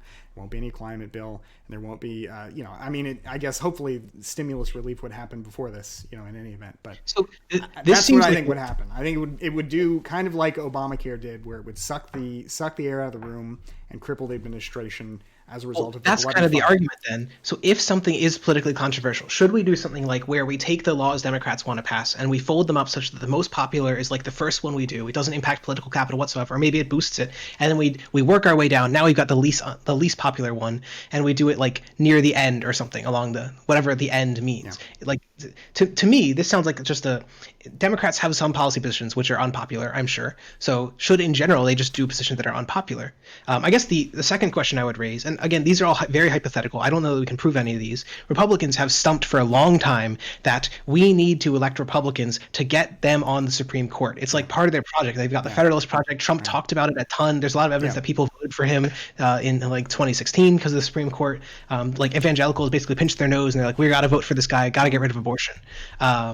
Could you argue a similar sort of thing could happen for Democrats? In other words, let's say it drives up engagement for Republicans, and let's say it drives it up quite a bit, like 15%, but we get a similar effect among Democrats, plus 10 or something. It's still partisan gain for them. Maybe they still benefit, but there's like some sort of trade-off. It's, I guess that's possible, but I'm glad you mentioned that because as far as I've ever seen, that is an issue that just animates Republicans more. Something to go along with real quick with what Bastiat is saying. So in 1994, as part of the crime bill, we got that assault weapons ban, And I've heard it said, I'm not as completely political familiar, but I've heard it said that that assault weapons ban, part of that crime bill, was so much political capital by the Democrats that they lost the House for like 12 years after that because of that assault weapons ban. And then similarly, after the ACA with Obama, so much political capital was spent on that that Congress immediately flipped, and then he lost Congress for the 6 years in the later part of his presidency, half of his first term and then the second term. So what I think there is something true to what Bastia is saying, and that if you expend a lot of political capital on an issue like this will be the one thing that you do, or it could be the one thing that you do. Not necessarily, but. So the concerns I would raise are, let's say that it is genuinely the one thing that Democrats do.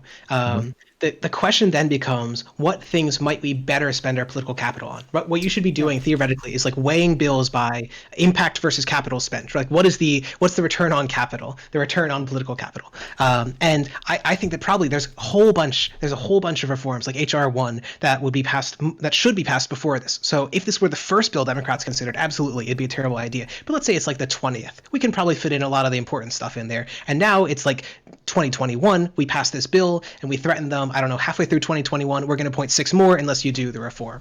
This argument doesn't seem to hold as strongly to me if you front-loaded a bunch of popular stuff. Yeah, I think you're smart enough to do that, I guess. Yeah, I think you're right that if you do it later on, after you've done all the bigger stuff, then it would be less of an issue than it would be if you started your term in office with it like Roosevelt did when he started his second term by doing this. I would agree that would be a better time to do it.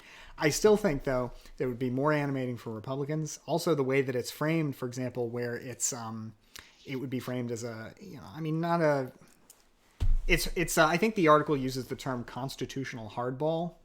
Yes.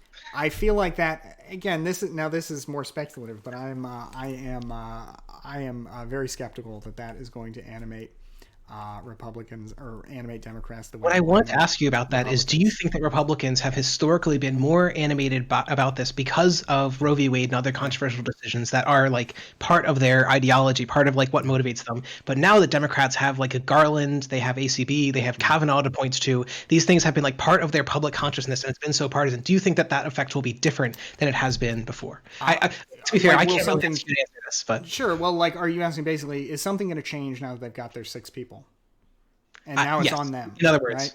Like if it can happen, if you can get rid of Roe v. Wade ever, these people are going to do it. And if they can't, what is even the point? You have clearly failed, right? That's basically I want a question. I want to ask an inverse question for both of you. For Socialism Done Left, my question is going to be, if KCV, Planned Parenthood, or Roe v. Wade comes before the court and they basically reaffirm the ruling 5-4, they manage to keep that intact, would that change your opinion significantly on anything you're saying? Would you look at it as like, well, maybe there is more integrity to the court that I'm giving props to? And then for Bastia, if we were to start to get a ton of 6-3 or 5-4 rulings against what we would consider maybe some like fundamental civil rights related stuff, and if these were broad rulings too, that like, yeah, gerrymandering is fine, get rid of all this voter clearance stuff, like blah blah blah, would that change your opinion on the integrity of the court, and then like the necessity to change the institution in some dramatic way?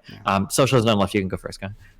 So I guess my argument about the problems with the institution mostly stem from the way that it's structured. And so I can send you some neat articles demonstrating that, again, a lot of the time the Supreme Court will concede to public opinion because they are worried about that legitimacy. Even if it's conservatives who want to slowly push back on public policy, they got to do so in a way that doesn't violate public opinion so much that now the president will just be like, nope, we're just going to ignore your positions, that the Congress will just ignore your positions. So I do think that it would preserve the legitimacy of the court. However, it wouldn't solve the structural problems in the court. And so even if the court remains legitimate, it would still remain flawed, and in such a way that we should use the court backing to reform the court. And when you say, real quick, when you say structural problems, specifically what are you referring to here, just to be clear? It's that you have partisan, it's winner takes all. Whoever's control of the Senate and the president, they get the pick. Okay, gotcha. So, I know that we're not specifically talking about this, and I don't want to wheel this in, or maybe we can do this at the end. But so real quick, some people have proposed that every 16 years, I think, we do a new judge like that, which something like that restore. So that would mean that one pick per president. Something like that restore the legitimacy in your eyes, or would that not be enough? I think that there's 2 things. So I've suggested. I don't want to take too much of Bastiat's time before you forget some question. Go ahead. The basic take that I want is term limited, and ranked choice justices. And I think that if you don't have the ranked choice, or in general some way to pick a centrist justice, it is going to be very hard to like restore the structural integrity of the court, is I guess my concern. I think that you will have increasingly partisan Supreme and lower courts without some sort of ranked choice or like moderating picking method. Okay, gotcha. Okay, that's yeah. Before I answer that, what is the ranked choice that you're talking about here? Sure. So like the way that a ranked choice vote would work is you've got like five. Let's say you've got 5 candidates for one position. Just make it very simple. You rank them like 1, 2, 3, 4, 5. Yeah. Candidate 1 doesn't pass, your vote goes to candidate 2. If 2 doesn't pass, it goes to 3, and now candidate 3 passes. What it tends to encourage is candidates in the middle win. You can even set it something absurd, like you need to win 75% of the ballot, and then. But just to be clear, you're talking about ranked choice voting for candidates, not like some elections for judges, right? Oh, no. Yeah, I mean, more radically, I would propose that. But in the current context, like for the Supreme Court, in like 2020, we should just have the Senate do a ranked choice vote. So the president would essentially nominate like 10 justices or something, and then there'd be a ranked choice vote in the Senate? That would be the proposal. Yeah, a slate of justices, and ideally, I would actually like it to be multi-member. So it'd be like you elect, say, 5 or 3 at a time, because that even more encourages you're going to get one lib, one conservative, and also a moderate. Whereas if you pick ranked choice vote, can still result if everyone votes very dedicatedly, where you put one lib and one conservative, all the conservatives pick the conservative, all the libs pick the lib. You can sort of still end up in this. It's more safe to have a multiple-member ranked choice vote, but I would even be happy with just ranked choice vote. Yeah, I haven't thought about a ranked choice vote for justices before, but so I'd have to think about that some more. But what I guess to your question, Destiny, but thanks for explaining that to me. Your question, Destiny, of would I, if we started getting these rulings that I'm saying are less likely, but are possible, like if we get somebody who strikes down the whole Voting Rights Act, just on technicality because it's just a racist decision or something really ridiculous. Or really against the grain of public opinion. Would I be more strongly in favor of it? I would say this. I would not be in favor of just the position of adding more justices to the Supreme Court in that situation.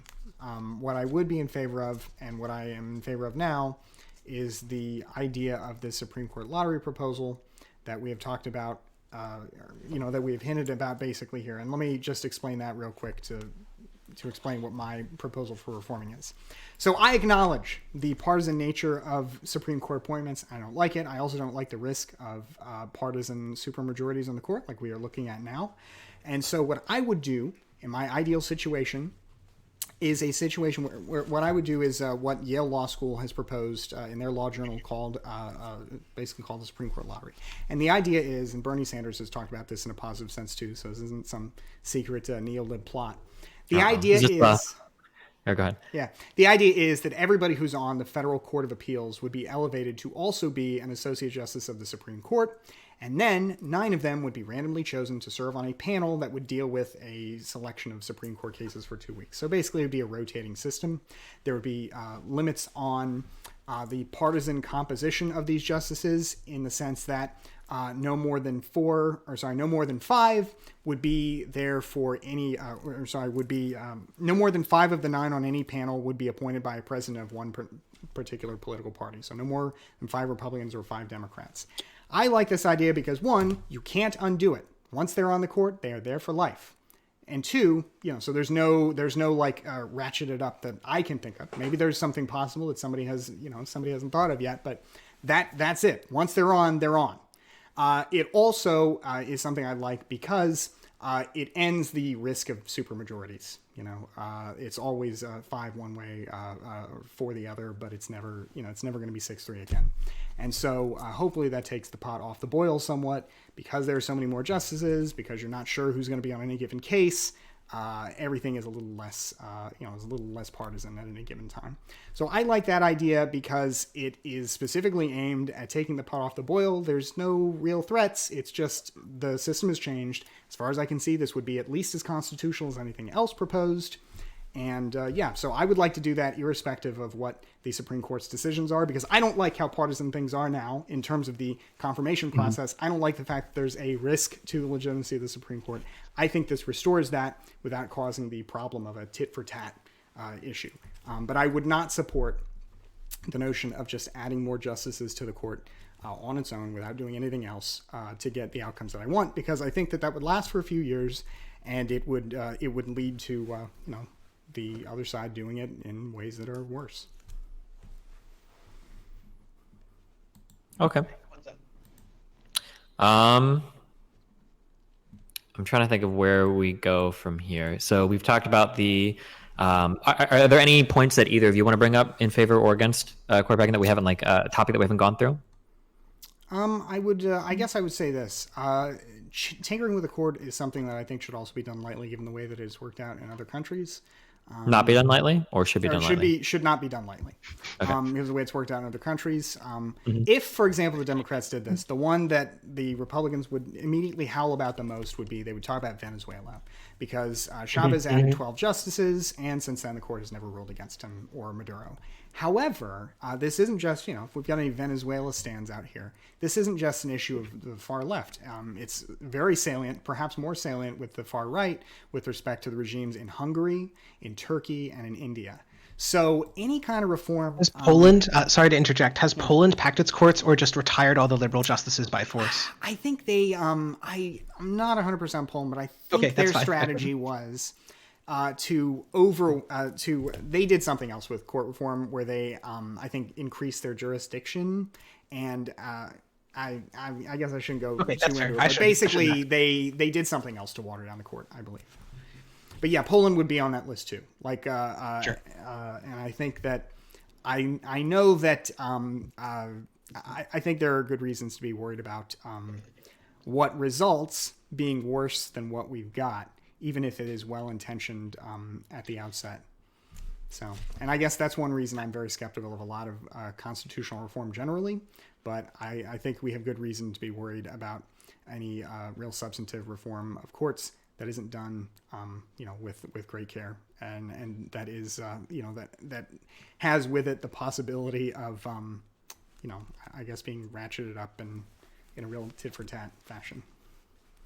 The two things I would say about that is I am aware, I think as far as I'm aware, England, it doesn't even have a written constitution, and its Supreme Court has no formal authority. It's just like an advisory body. It's like, oh no, you didn't, oopsie, you wrote a law that violates people's human rights, as are a bunch of their other organizations. So I will say that it is possible to imagine even a United States where the Supreme Court doesn't have this supreme authority. I don't know that that's a better or worse United States. I tend to think that Supreme Court probably makes the United States a better place to some degree. So on the one hand, it is possible to imagine a world where the Supreme Court has significantly decreased legitimacy, and we still do as fine as the British, which I guess is, I don't know, that's kind of a low bar. But The other note I would say is when we look at these examples of extreme court packing, as far as I'm aware, it seems to be that they did it all at once. And I understand there is this risk of ratcheting up of escalation, but I think we're already in that mode. I guess I don't know that we can escape that. We've already seen the increasing partisanship of lower court picks too. That's what's one of my problems with the lottery. Actually, it's that,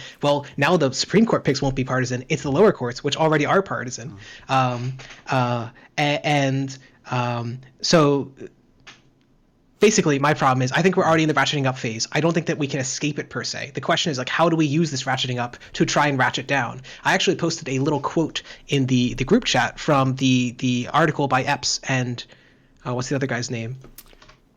Epps and Sitterman, or something like that, where they say, as David Posen has explained, it is possible to imagine hardball tactics to accomplish what he calls anti-hardball goals. That's kind of the proposal I'm suggesting here. Play hardball, escalate, and try to use that escalation to force it back down. Yeah.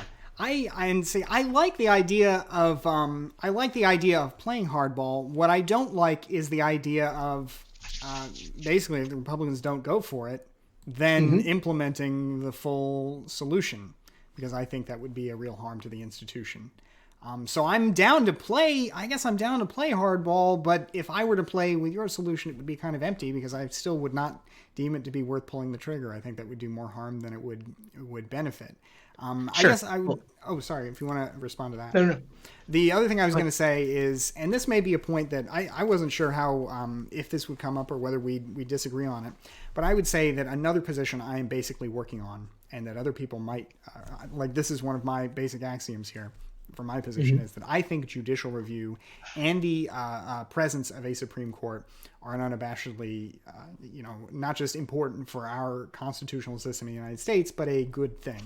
I view what they have in Great Britain and in other countries like Great Britain basically parliamentary supremacy. Their parliament can do anything under the sun, and there is no constitution except what parliament says. So I don't know the jurisdiction of their Supreme Court enough to be able to comment on that, but I do know that the bedrock principle of British government is parliamentary supremacy. There is no court in the land that can tell Parliament to get fucked, because Parliament ultimately, at the end of the day, makes the rules. I don't like that as a form of government. I do like I like the fact that we in the United States do have some, fundamentally, I guess, undemocratic, in the sense that Congress can be curbed even if it represents the majority view, some undemocratic institutions like the Supreme Court that can say, look, Congress may have a supermajority that is trying to infringe upon the First or Second or whatever amendment, but it doesn't matter because it violates the Constitution, and we in the Supreme Court can stop that. So I view that as a plus. I recognize, though, that does sometimes, maybe often, come at the expense of what, at least sometimes, because I agree with the studies. I agree with what you've cited when you say that the court tries not to go too far the way of public opinion. But I like that the court can stand as a check against that. I guess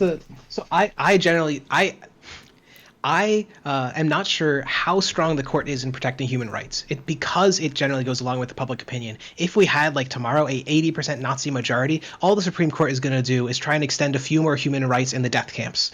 That they will follow public majority within enough percentage points that they can't undo genuine, like, demagoguery, genuine tyranny. So that's why Britain, even though it only has the advisory court, has stayed relatively free, because it has strong, like, institutions within its country, a strong, like, voting constituencies that are interested in those freedoms. However, I will say, actually, I am pretty strongly in favor of this sort of, like, ability for the Supreme Court to have constitutional review in the context of, like, having pretty long terms. There's a lot of evidence that, like, lifetime appointment judges tend to rule in favor of minority groups, that they tend to rule in favor of, like, gay and black groups in the United States, for example, when they aren't exposed to elections, when they have, like, these really long-term lifetime appointments. So I think that's really important as an anti-majoritarian check. One of the questions is, if we think this is important, how do we make sure that the Supreme Court actually has that authority? And the answer, again, seems to me you have to have some way to actually give them constitutional review. They don't even have that power in the Constitution. It's something they interpreted for themselves in 1803, right? Yeah, although it's hard because, like, it's hard to, like, I know that Marbury versus Madison's where it becomes, like, official, but it's also in 1803, but it's hard to imagine how the Constitution even works without it. Like, that's the first time I believe that a federal law is overturned by the Supreme Court. But at the same time, I don't know that it would be, I don't know how you read, like, what the Supreme Court does if it doesn't have the power of judicial review. It can settle your personal case, but if it cannot determine whether a law is constitutional, the point, right? It's all about reading the Constitution. If you have delegitimized the body that reads the Constitution, right, who's going to do that reading? Yeah, nobody. So the basic point that I'm trying to raise, I think you want to have more institutional guardrails that give the Supreme Court more power. We talked about how they don't have the army, they don't have the purse. I don't know what powers you would give to give them, like, more strength, as it were, but that is the general direction I would like to see, like, formal constitutional amendment to give them, like, constitutional review, formal constitutional amendment to somehow secure, like, their power of interpretation and enforcement. Well, I don't not enforcement, but, like, you know what I mean. Yeah, I guess I don't really know, like, what that would look like, because one, I mean, they've already got judicial review, and then two, I don't know what you would give them to, like, make it so they could independently enforce their decisions. But what I would say is that I respect the notion. I will say this: if we're winding down and we're coming to an area where we at least share some objectives, I think it sounds like we have a similar objective in the sense of preserving long-term legitimacy. I just reject your way of getting there. And it sounds like you view my way of getting there as not the ideal way to get there. I just don't think it's going to get anywhere is basically the problem. I think that what's going to happen either is we're not going to do the court packing now, but someone 10 years from now is going to do the court packing. Whoever is has control of, like, the trifecta, they're going to do the court packing. And so ideally, I would like Democrats, who I think are more likely to actually want to reform the Supreme Court and make it nonpartisan at the current moment anyway, to use that to make it less partisan. Yeah, and I think actually, sorry, go ahead. No, go ahead. I was going to mention, what's-his-face, Ro Khanna actually sponsored a bill which would implement those term limits. So there is, like, some support in Congress already to do these kind of things. Yeah, I don't know that's enough, but sure. Some. I appreciate that folks are thinking about that kind of stuff. I personally would not want to. I don't want to touch the term limits, and they seem like one of the few things that, like, is super constitutionally hardwired about the Supreme Court. So I'd be skeptical of those going anywhere. But At the same time, I guess any reforms to the court require going to the court at the end of the day. So it's, it's hard to know, I guess. Fair enough. But that said, I would only say that I don't think it is inevitable that somebody is going to expand the Supreme Court any more than it was in the 1930s or than it was since. Indeed, I think it's less likely, given just the fact that the best history we have suggests that it's an easy way to ruin a majority. Okay. I mean, I think both sides brought up good points. It sounds like either side is necessarily moved by the other. I think the difficulties of this argument is that I think it hinges on, I think there's a lot of fundamental groundwork that has to be laid. So, for instance, not even is the court legitimate, but what is the job of the court? Is the job of the court to interpret the Constitution as well as possible, or is it to follow the will of the people, or is it to protect something like that? There's a lot to go into there. And then whether or not it's possible to do this and not suffer severe political consequences for it, or what could retaliation be in the future, all of these things are also kind of, we don't know, right? Especially now, like everything is pretty unprecedented in terms of our political system. So, yeah, I mean, I don't think I can like declare a winner in any of these things unless somebody like literally starts screaming and leaves, or something. You know what you could? Well, I know that polling before and after. You've picked. Yeah, you could do some internet polls. Those are always helpful in determining the legitimate winner of a debate. There, you've got one order of magnitude more watchers. I wouldn't. I don't think you should actually do an internet gerrymandering poll right now. He's a Republican. I can see it in his eyes. Well, I think you probably see it in the flag pin, but no, I'm not actually Republican. I might do polls before and after for some of these. It just that could be an interesting thing. Yeah, I have two big problems with polls. The first problem I have is that if one side has a major lead going into it, that side is almost always going to lose. So, for instance, let's say that we have a debate on whether or not necrophilia should be allowed, and like 98% of people are against it, right? And 2% of people are in favor of it. If I was to poll before and after, almost every single time, that 98%, that's probably going to drop by a couple points, right? Yeah. You're not going to convince every single person, and the other person only has one. So like so like for heavily one-sided things, that's a problem. And then the second thing is that if there are certain people with massive imbalances in audiences, it also can heavily favor a poll in one way or another as well. That's true. Have you ever seen those Intelligence Squared debates? I've not. They do. They're on YouTube sometimes. It's like something they do in Britain. And they do before and after polling of the audience, but basically they pick an amount. I think it seems like the general feeling is the winner is whoever persuaded the most. So perhaps you could think up a threshold of how much you would want something to move one way or another. But you could also just do nothing. Yeah, what from like statistical things, it is hard. The closer you get to like 1 in 100, sort of, like the closer you get to a very minority position, it's extremely hard to prove that you statistically significantly moved people, both because of like reporting errors, people just click the wrong button, and two, just because of basic statistical principles. So in general, I think that these polls would, for most of the issues you're talking about, it's not going to be 98-2. It's going to be like 30-70 or something, I would think, particularly with like the audience that you've accumulated, Destiny, who seems to, right, incest is morally neutral and so on. You probably will get at least some people in favor of the necrophilia. Sure. So I guess my argument is it seems like most of these things, I don't think you'll have such extreme biases that you couldn't use some of the data. The other thing that I was going to mention, you might want to do, if you could, break a topic down to like subtopics, and you had polling specifically on those issues. That could be interesting to say like, oh, the people's minds were changed on the legitimacy of the court, but they weren't changed at all on whether court packing is politically viable, sort of thing. Yeah, it's a good idea. You do that. Yeah. I'll think about this a lot in terms of, I don't want to make it overly complicated where it's like, all right, guys, here's your 16 poll survey. We're going to find out how before and after. But I might try that in the future. I'm not sure. Sure. Okay. Well, I don't know how I should end this. We could do closing statements, I guess. I think that I don't know if I should make my position known or not known, because I don't want to bias the audience. So I haven't thought of that. No, I like the idea of making my position known, because then so it avoids the obscuring of my bias. So for instance, if I say at the beginning, like, hey, just so you guys know, I'm against court packing, but I don't know if that would shade people's opinions of the debate, because they might think like, oh, well, Destiny's against it, the other guy's arguments are probably better. Or if Destiny's against it, he's asking questions just because he's biased against it. I haven't decided on that yet. What do you guys think? You have a pretty big anti-jerk in your community. I don't know. Yeah, well, that could just go in the other way then too. But yeah.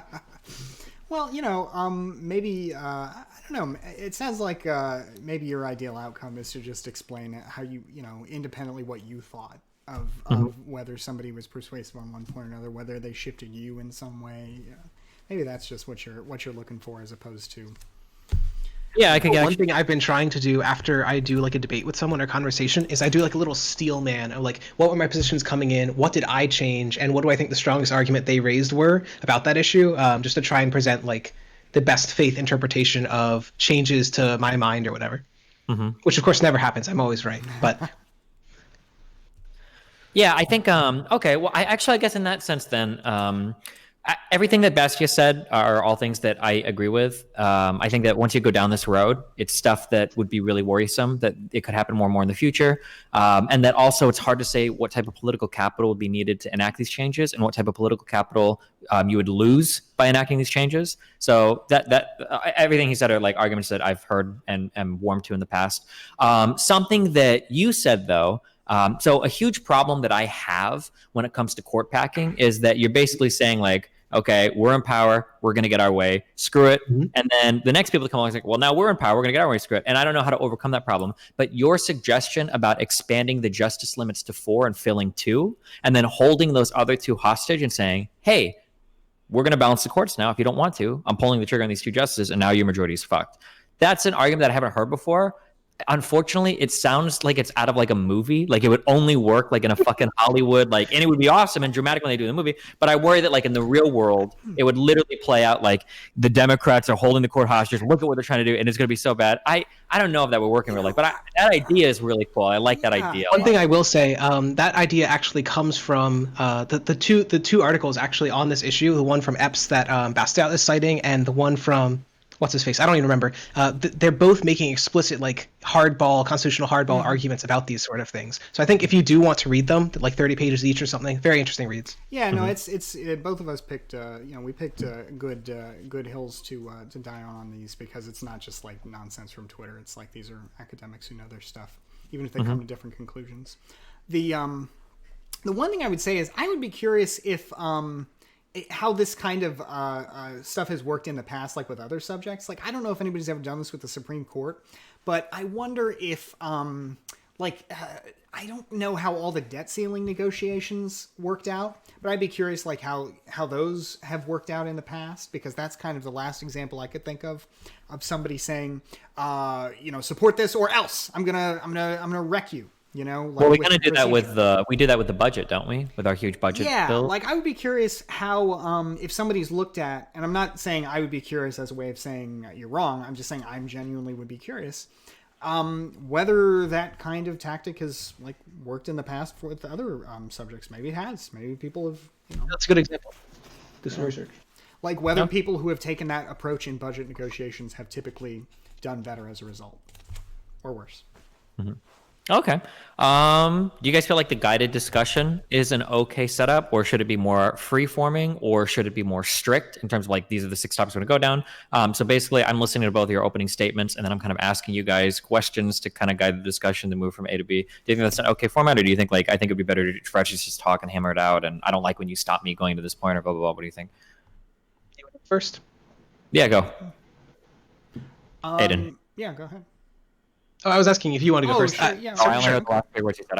I go first. Okay. I'll say I'll say that I thought it was pretty good. The I guess the difference I would say is when I think about this kind of stuff, I think about some of the panel shows I've done. The panel shows I've done that are the panel shows that are totally free form are no fun, and they are of course unproductive. The panel shows that are tightly controlled are similarly unfun, even if they are probably more productive. They are not very much fun, which is the ultimate reason we're all here at the end of the day, right? There are shows though, like for example, Dylan's Hippy Dippy podcast, where he does a pretty good job, I think, of splitting those. Tree of Logic has done that approach too, and I think what you did was closer to that. So I think that's a good approach. There may be times where maybe you would not want to come in as much one way or another, but I thought it was pretty good. I mean, because it seemed like You were trying to keep us honest to our points rather than just, like, for example, you called me out, I think, earlier in the debate. Trying to move to a different argument about political capital. Yes, and that was true. And I wasn't even intending to just, I'm going to ignore your argument. That's just where my brain went. But it was good that I thought it was good. You know, I imagine you thought it was good, Aiden, that we stuck to the main point. So, you know, maybe there are times where that would be suppressive. I didn't really get that sense tonight, but, you know, I thought that was pretty good. What did you think, Aiden? No, I was going to say I strongly liked the boxing of the debate where you're like, we're going to finish one topic first, and even what you might want to do, like the whole steel manning thing, at the end of each bit, you might want to like try and come to some sort of conclusion, like this is where we've landed on this topic and now we're just going to leave it. We're not going to go back to that, because I know in some debates, you know, I think in general we pretty cleanly moved from talking about legitimacy to talking about like political sort of issues, but some people might want to really go back. And so if you just I would say slightly more structure in terms of like in the future might be necessary to make sure that people keep moving through. I think on stream you drew like these 3 lines or whatever to indicate like logical flow. If you like indicated that like you wanted a vertically structured debate where you're like premise, conclusion, and you want to make sure for each one we're like done and we don't go back to previous ones. I think that's a productive way, at least making sure that we get to the conclusion anyway, instead of doing the just scatterbrain 6 people talking about a million topics because they're all on Twitter. Especially if we like knew in advance, then it would be cool to maybe like prepare something like that. Sure, yeah, okay. So for conversation, so I picked you two because Bastia. I mean, you're Bastia, you're awesome. And then Aiden, you're very intelligent. You're one of the only socialists that like puts together well-reasoned arguments, and you like my videos, so you must be cool. No, but like both of you guys are obviously very cordial, are capable of having a discussion or whatever. Do you think that this type of format could work if I had people like Sargon of Akkad or Lecture Fan, or do you think that I would be accused of being horrendously biased? Do you think it would be a really good format for them? Or because I think on the next debate that I do for this, I think I want to pick a lot more charged figures, see if I can rein in those conversations, or if it'll just be a nightmare. I think it's a gradient. The closer the people are to being able to moderate themselves, the less you got to moderate it, and then the closer they are unable to doing it, the more you got to moderate it. It's not like a binary point. Yeah, the thing that's challenging is that ultimately, I guess I thought we would disagree more on our goals, but I think we have similar goals. It's about how to get there. And I think with other debates where it's like, no. You're a socialist too? Happy to hear. No, but I don't think what you're proposing, I mean, maybe it is to you a step towards socialism. I don't see it as even what you've proposed to me. That doesn't seem like a step towards socialism any more than anything else that is just designed to maintain a good society, right? I don't think that is ipso facto socialism. But that said, that's interesting to think about. I don't know. I guess really you just got to try. I will say, though, that having what you did with us, holding us to the points we're talking about, and then what Aiden proposed, where you might have some of those in advance, would probably really help with that. Because at least then, when you're shouting at a Lecture Fan or Sargon of Akkad, hey, stick to the point. You know, you have points. Some basic points that you all agreed would be discussed. And so it does get harder to say bias, right? Like if you put the rules up front, like, hey, I'm going to go through this structure, I'm going to hold you to it. And then they complain, well, your fault. Yeah. So, you know, and I mean, I think that it's good to, I mean, I don't think there's any reason that like debates or discussions like this should only be like with cordial people. I think those are good sometimes. I feel like as a cordial people, I'm glad that I can do this kind of stuff sometimes. But, you know, I mean, I don't think that I think you could totally do this, you know, with firebrands and still have it be something good that isn't just a mess. Okay. Yeah. Okay, cool. Yeah. Well, hey, listen, I appreciate both you guys coming on. It's been fun. I'll see you guys around. I don't really have anything else to say to either of you. So, well, hey, Aiden, it was good meeting you. Good talking with you. I'm sure we'll do it again. It was great to meet you, and I just want to give a big shout out to Joe Biden, my best friend Joe Biden. On November 3rd, he would really appreciate if you voted at the polls. Okay. Nice. Oh yeah, I guess we definitely should end with that. Bastia, what is the best place for people to find you? Twitch.tv/BASTIAT. Check it out. Lots of fun dreams, neoliberal memes, and we have a good time. And of course, I am riding with Diamond Joe Biden as well. So I'm glad we all agree on that.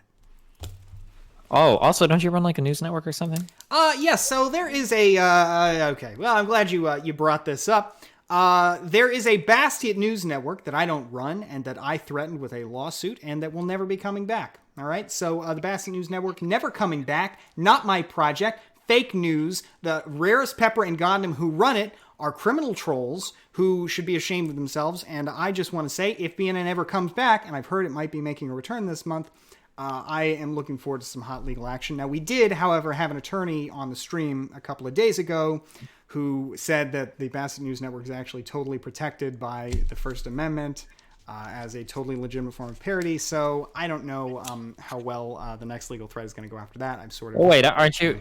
You don't, like, own the name Bastia, no? No, I Do don't. they actually, like, impersonate you, or? No, it's not... They claim that it's not about me, all right? But, they have managed to really sour a lot of relationships I had. They're also posting these ridiculous stories about me and having a weight problem. And it's just really offensive stuff. So, oh my God, they're back. Oh yeah, I just noticed, posted 23 minutes ago. We are back. Oh, no. Oh, my God. On the anniversary of 9/11, Bastia sent BNN a cease and desist. Wow. Well, look, it's a shame that they, chose that day to never forget. Okay, well, this is quite the article. Oh my God. Shout myself out, okay? Yeah, okay, yeah. SocialismDoneLeft. Google it. I'm anywhere. Done. Cool. All right. Well, hey, listen, I love you guys both. I appreciate you coming on, and thanks for joining us. All right. We will catch Thanks, you Dustin. guys next time. Yep. Thanks, Anytime. Have a good night, Sean. Bye. Okay, what the hell was that? What the hell is this story? Hold on a minute here, ladies and gentlemen. This is ridiculous. All right, let's pull this up. We are back. Bassett sues BNN and loses. Talk about awkward. On the 19th anniversary of 9/11, Bassett sent BNN a cease and desist letter pleading with BNN to stop publishing the news. It's not the news, it's the fake news. His letter stated that our stories were hurtful to his ego, career, and sex life. BNN ignored the letter, much like we've ignored annoying pleas of numerous single-digit Twitch streamers. But then he followed up the cease and desist with an official lawsuit. Pepper and I purchased $5,000 suits using our PPP small business loan money, thank you Trump, and headed down to Florida to have our day in court. Bassett opted to be his own lawyer while we paid for one of the hottest women we could afford. After the strip club, we had no more money, but the court-appointed defender looked like he'd do a good job. We talked to him a bit before the trial began, and he told us he made law review and top 3 in his class. 2 achievements that Bassett never accomplished. Our humble attorney decided to devote his life to defending the common man, while Bassett spends his life suckling on the teat of the fossil fuel industry and exploiting working folks. Needless to say, the case was dismissed in record time. Bassett was completely shook by the outcome and got on his knees and begged us while crying to stop publishing the truth. That's a goddamn lie. I don't get on my knees and beg for anyone anymore. But we refuse then, and we will continue to refuse until Trump either fixes this country or the second civil war starts and we are called to action. In a move to cope with the decision, Bassett brought a real lawyer on his stream and interviewed him. At the time-stamped link below, Bassett asked him how hard it is to sue organizations like the Bassett News Network and The Onion. In summary, extremely hard. From our very own Gondom, who asked, Bassett, please ask your guest about protections afforded to satirical publications like The Onion or the Bassett News Network, which is a news network that I'm unaffiliated with, but that they have used the pseudonym that I have taken from the original French economist to, they pretend like it's related to me, and it's very frustrating and annoying. And, they run a lot of hit pieces on Twitch streamers, and it looks really bad. How hard is it to sue these I like this question. How hard is it to sue these publications for defamation or libel? So that's a tricky question. It's very fact-specific, but parody and satire is absolutely protected by the First Amendment. And if you're a public figure, which generally speaking, satirical publications aren't going after Joe Schmo down the block who's not a public figure. Yeah. Generally, they're going after, big-name people who have made an oopsie in public recently. But it's a tough sell to sue them. The fact of the matter is that being able to parody someone and criticize them via satire for something they did that affects matters of public concern, courts are going to protect that. You saw in Hustler versus Falwell back in the day when Hustler magazine published an ad, a Campari ad, that insinuated that Jerry Falwell lost his virginity to his own mother in a drunken outhouse escapade. Okay. The real lawyer, I'm a real lawyer, okay? Confirmed what we already knew since we've been through the court system. Now that we have one more court Riga case W behind just us. subscribed. God bless America. Thank you, Riga W. I appreciate that. God bless America, except for those libel laws. We need to open up the libel laws, all right? Now that we have one court case behind us, we're looking forward to actively encouraging even more streamers to sue us in order to waste their time and limited money. We are back, and we have a list of people who we plan on taking down. Fuck Twitch streamers, fuck lawyers, and fuck Joe Biden. Vote Trump. Written by Gondam. Tags: Bastiat, lawsuit, lawyer, obesity. Oh my God. Do you realize, folks? Do you realize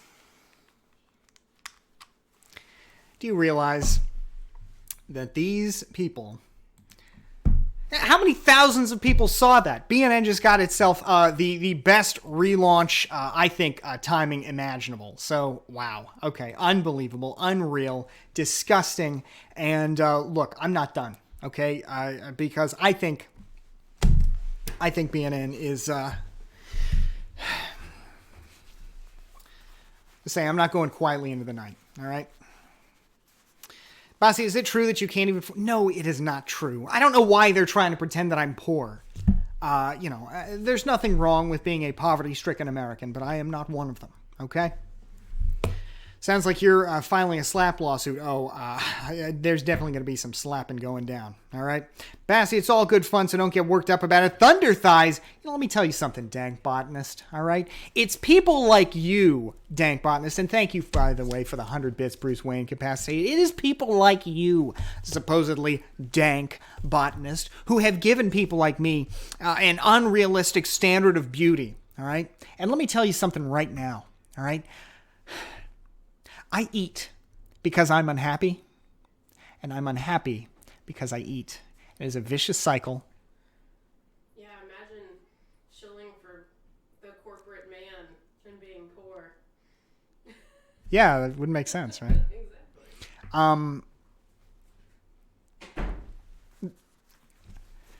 Okay. Here I am just pouring my heart out, and she's just, just comes in to just be like, yeah, also, that shilling part doesn't make sense. I know, I agree, but I was in the middle of pouring my heart out to you people. All right. That's it, 2024. Okay, so folks... Honey, I was pouring my heart out to these people. I was telling them that I eat because I'm unhappy, and I'm unhappy because I eat, and then you come in and you're like, yeah, also, he's not poor. 1 second. Why is the back door, why was it open? It was open? Yeah. Like unlocked? It was open. The door was open. Did any of the cats leave? No, all 4 of them were on the couch with me. But why was the door open? I don't know. Wait, to the garage? No, to the side porch. It was open. Did you open and shut it while I was gone? No. It was wide open. Whoa. Like that door? This door. The side door? Yeah. No, I didn't touch it. Is any of our stuff missing? Have we been robbed? I mean, we were here, so what's creeping me out is that we gotta do a sweep for people in the house right now. All right, well, let's put a video on real quick while we sweep our house for people. So, hun, stay here in my line of sight. All right? Gotta go get the gun. Oh, my God. All right. So let's play a quick. Let's see. Any videos that we can play? Gosh, I don't know. Gosh, I gotta do this quick. We gotta find something for everybody to watch. Don't shoot him. I didn't shoot anybody. BB, please. That's not. God, what do we watch? What is this? Rage Pope. Top 10 funny Trump campaign ads. Let's see. Legal myths. Okay, from Legal Eagle. This sounds good. Let's do this. Legal myths. 17 minutes from Legal Eagle. Ladies and gentlemen, I will be right back. Unless there's somebody in our house and they kill me. Hopefully, it's not that. Okay, so here we go. Stick around. I will be right back. CuriosityStream for keeping Legal Eagle in the air. Get 26% off CuriosityStream and Nebula using the link in the description. Everyone knows police can't lie to you. False. If you ask a lawyer a legal question, the answer is usually, it depends. Because it usually depends. The law is a vast and complex thing, so it won't surprise any of you that there are many misconceptions about what is and is not illegal. The law is complicated, and it's easy to get confused if you have no legal experience. But the fun thing about law is that people tend to believe that there are certain hard and fast rules that are, unfortunately, definitely wrong. So let's dispel some myths and correct some misconceptions. And be honest, did you believe any of these things? Like, everybody knows it's illegal to marry your cousin. False. You can marry your cousin, provided it's your first cousin and you live in one of the 21 American states that allow it. Cousin marriage has always been popular around the world. Gross. But for hundreds of years, it was considered a relatively good bet for a long-lasting union. Think of all the family that you already share. But things started to change in America in the mid-1800s when states decided that cousins marrying cousins was a bad idea. And interestingly enough, cousin marriages weren't ever outlawed in England, and they are still allowed in Canada, largely because the practice was associated with the aristocracy. In America, the situation was largely the opposite. Cousin marriage was viewed negatively in part because it was practiced by people who didn't have lots of money. But let's get down to brass tacks. First cousin marriage is legal in Alabama, Alaska, California, Colorado, Connecticut, the District of Columbia, Florida, because of course, Georgia, Hawaii, Maryland, Massachusetts, New Jersey, New Mexico, New York, and North Carolina. In several other states, it's allowed with some restrictions. These states include Arizona, Illinois, Indiana, Utah, and Wisconsin, where first cousin marriage is allowed if the parties are above a certain age or one is unable to produce. Maine also permits it if a couple obtains a physician's certificate of genetic counseling. Though note, if you do go through with it, Susan Collins may express her displeasure and furrow an eyebrow, but then allow you to do it anyway. This is disgraceful. But I guess this so-called myth is actually true in certain states. If you live in Arkansas, Delaware, Idaho, Iowa, Kansas, Kentucky, hey, Kentucky, way to go. Louisiana, Michigan, Minnesota, Mississippi, Missouri, Montana, Nebraska, Nevada, New Hampshire, North Dakota, Ohio, Oklahoma, Oregon, Pennsylvania, South Dakota, Washington, West Virginia, or Wyoming, you'll have to look outside of the family reunion to find a spouse. Which brings us to the next myth, the reading of the will. Because everyone knows when someone dies, you gather in a big ornate room and then you wait silently until the executor reads your portion of the will and hopefully explaining that your estranged uncle left you millions of dollars, or if you were expecting millions of dollars, surprise, you get nothing, or you're left with just a haunted mansion. This is false. I'm willing to bet that no one who was watching this video has ever been summoned to a lawyer's office for the reading of a loved one's will. Nevertheless, many people still believe that when someone passes away, there will be a family gathering where a lawyer officially breaks the news about who will inherit money and assets. This is one of the most reliable plot lines for a daytime and nighttime soap opera. I'm left with 40%. They are the major shareholders. How did Daddy do this to me? The big event always takes place in the lawyer's office or old-timey library, and it involves the whole crazy family all in one room together. It's led by a well-dressed lawyer wearing Indochino, presumably, who gets to do the big reveal. Now, you can't blame screenwriters for wanting a reading of the will to be a real thing. It's a great way to create dramatic tension, and there's a lot riding on this dead person's estate. I'm leaving you my keyboard. I'm going to keep it in my room at the Q Mansion. Please give it to Leo. Will someone walk away rich? Will someone be disinherited? Will someone unexpected show up? Will there be a fight? But here's the thing. There is no legal requirement that a last will and testament be read aloud to family members or anyone else for that matter. All beneficiaries named in a will are entitled to receive a copy so they can understand what they'll be receiving from the estate and when those assets will be distributed. But there's no requirement that the executor usher everyone into a room where the contents of the will be revealed. In fact, lawyers would prefer not to do it this way since we aren't trained to break up fights like a bouncer at Scores. Lawyers prefer to fight with our words, not our fists, and wound you with a pen rather than a sword. So, if there's no requirement for wills to be read out loud, where did this idea come from? Well, 100 years ago, estate attorneys did gather the family together to read the will because not everyone could actually read the will on their own. Nowadays, we sort of assume that the beneficiaries of a will are actually literate. But the main conflict in movies and TV shows involving wills is whether someone will be disinherited, and this is definitely a source of conflict in the real world. And since most states usually have a very strict time frame for contesting a will, it can be to everyone's advantage to start the clock by notifying disinherited heirs earlier rather than later. This is actually what happened when President Trump's father died, because it's 2020 and everything involves Donald Trump these days. Fred Trump, Donald Trump's father, amended his will to disinherit Mary Trump and Fred Trump III, the descendants of Fred Trump Jr., who died when he was 46. Mary and Fred were cut out of a 20% share of their grandfather's estate that they might have received had their father lived. The other Fred Trump grandchildren are in line to inherit their parents' full shares in Fred Trump's estate. Now, the Trump children, including Donald, told tax authorities that Dad's properties were worth around $41 million at the time of his death.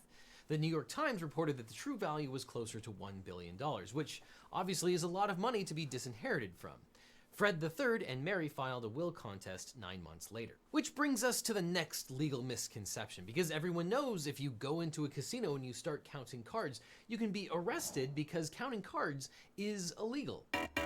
False. Counting cards while playing blackjack, though widely considered to be illegal, is not. Really, you're just playing the game that the casino is offering at a much higher level than they were expecting. There is no local, state, or federal law that makes counting cards against the law. Generally, the way it works in blackjack is that it's more favorable for the player when there are more aces and cards that are valued at 10, the 10s, jacks, queens, and kings, remaining in the shoe. So card counting is simply using a system to keep track of the ratio of low cards to high cards. And if you have a halfway decent memory, you can teach yourself to do this by tracking the changing imbalance of big and small cards in a diminishing deck. And since you're just using your brain, this is perfectly fine. There's even a court case making it legal, at least in New Jersey, because everything is legal in New Jersey. The New Jersey Supreme Court has ruled that players cannot be discriminated against based on their playing skills, even if they are caught counting cards. Counting cards does not violate the New Jersey Casino Control Act. However, counting cards becomes problematic if you're using a device to count cards or you have friends who are tipping you off. Though if you're playing in Nevada, the rules are a bit different. There's no Nevada law against counting cards, but the casinos also have free reign to remove people as they see fit. Casinos are private property, and they can remove just about anyone for any reason. So if you're caught counting cards in Vegas, even with your brain, you can expect the pit boss to pull you aside. All right. So, folks, I hope you didn't call 911 or anything. Everything's okay. Everything's under control. There's nobody in the house. Okay? So everything's good. Everything's good. Whew. Okay. Post-normal, that's for a jury to decide. Okay, so folks, that was, sorry about that. What happened was a door on the house was left open, and I guess it opened on its own. Maybe we didn't close it enough, but in any event, it opened, and there were some sounds, and so we had to check to make sure nobody was in the house, so. Okay, so, what do you guys think of the video so far? Do you want to keep watching the video? We can do that. Ghost, I hope not. Who leaves a door open? I guess we did, but nothing's missing, and the door's shut, and I don't think anybody got into the house. So, does this happen often? No. Okay. Let's listen to the rest of this.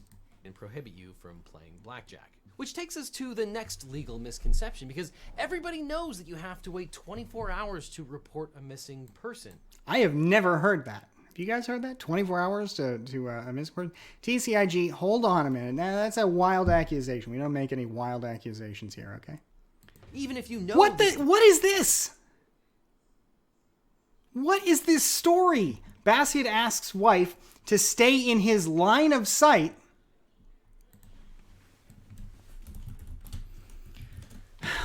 Okay, all right.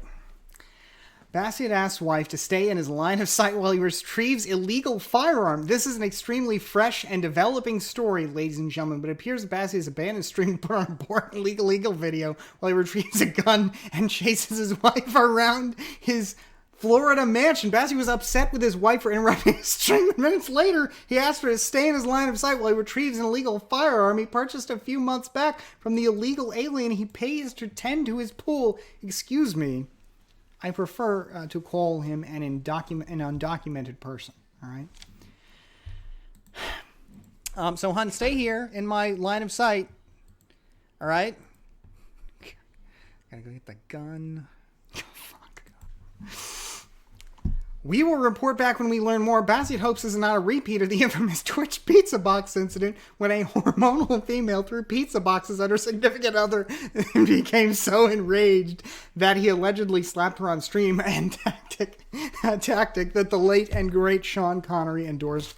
Ladies and gentlemen, please, let's pray. In a moment of prayer, in tribute to Sean Connery, a great man of Scotland, a great American hero of stage and screen.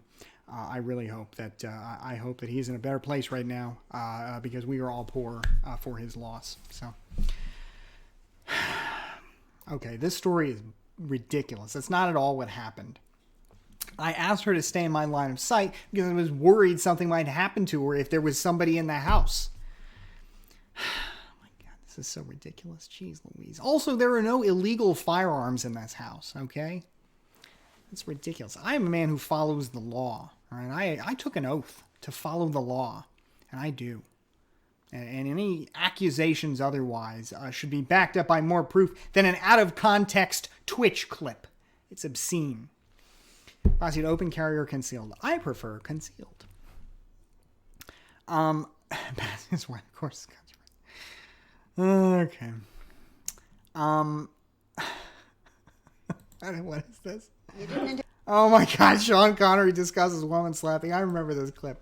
All right, here we go. Sean Connery. You did an interview in which you said, it's not the worst thing to slap a woman now and then. As I remember, you said you don't do it with a clenched fist. It's better to do it with an open hand. It's not the worst thing to slap a woman around. Yeah, remember that? Yeah. Yeah. And I didn't love that. I haven't changed my opinion. You haven't? No, not at all. You think it's good to slap a woman? No, I don't think it's good. You don't think it's bad? I don't think it's that bad. I think that it depends entirely on the circumstances and if it merits it. Yeah. What would merit it? Well, if you have tried everything else, and women are pretty good at this, they can't leave it alone. They want to have the last word, and you give them the last word, but they're not happy with the last word. They want to say it again. They want to say it again. And get into a really provocative situation. Then, I think it's absolutely right. God, it's so bad. Look, I will say that the phenomenon he just discussed of, quote, women don't want to let it go, that is definitely not a woman thing. That is a human thing. And there's no more reason, obviously, to put your hands on a woman than there is on a man. Last word for you if you keep playing this nonsense. What are you talking about? What are you playing this bullshit on your stream for? What bullshit? Slapping a woman? You didn't find this clip amusing? Well, look, hon, I would cancel Sean Connery, but he just died, so I think that's basically been done. Jeez Louise, look, I don't know what else I can say here, but obviously putting your hand on people without their consent, except in self-defense, is wrong. And, there's no justification for it.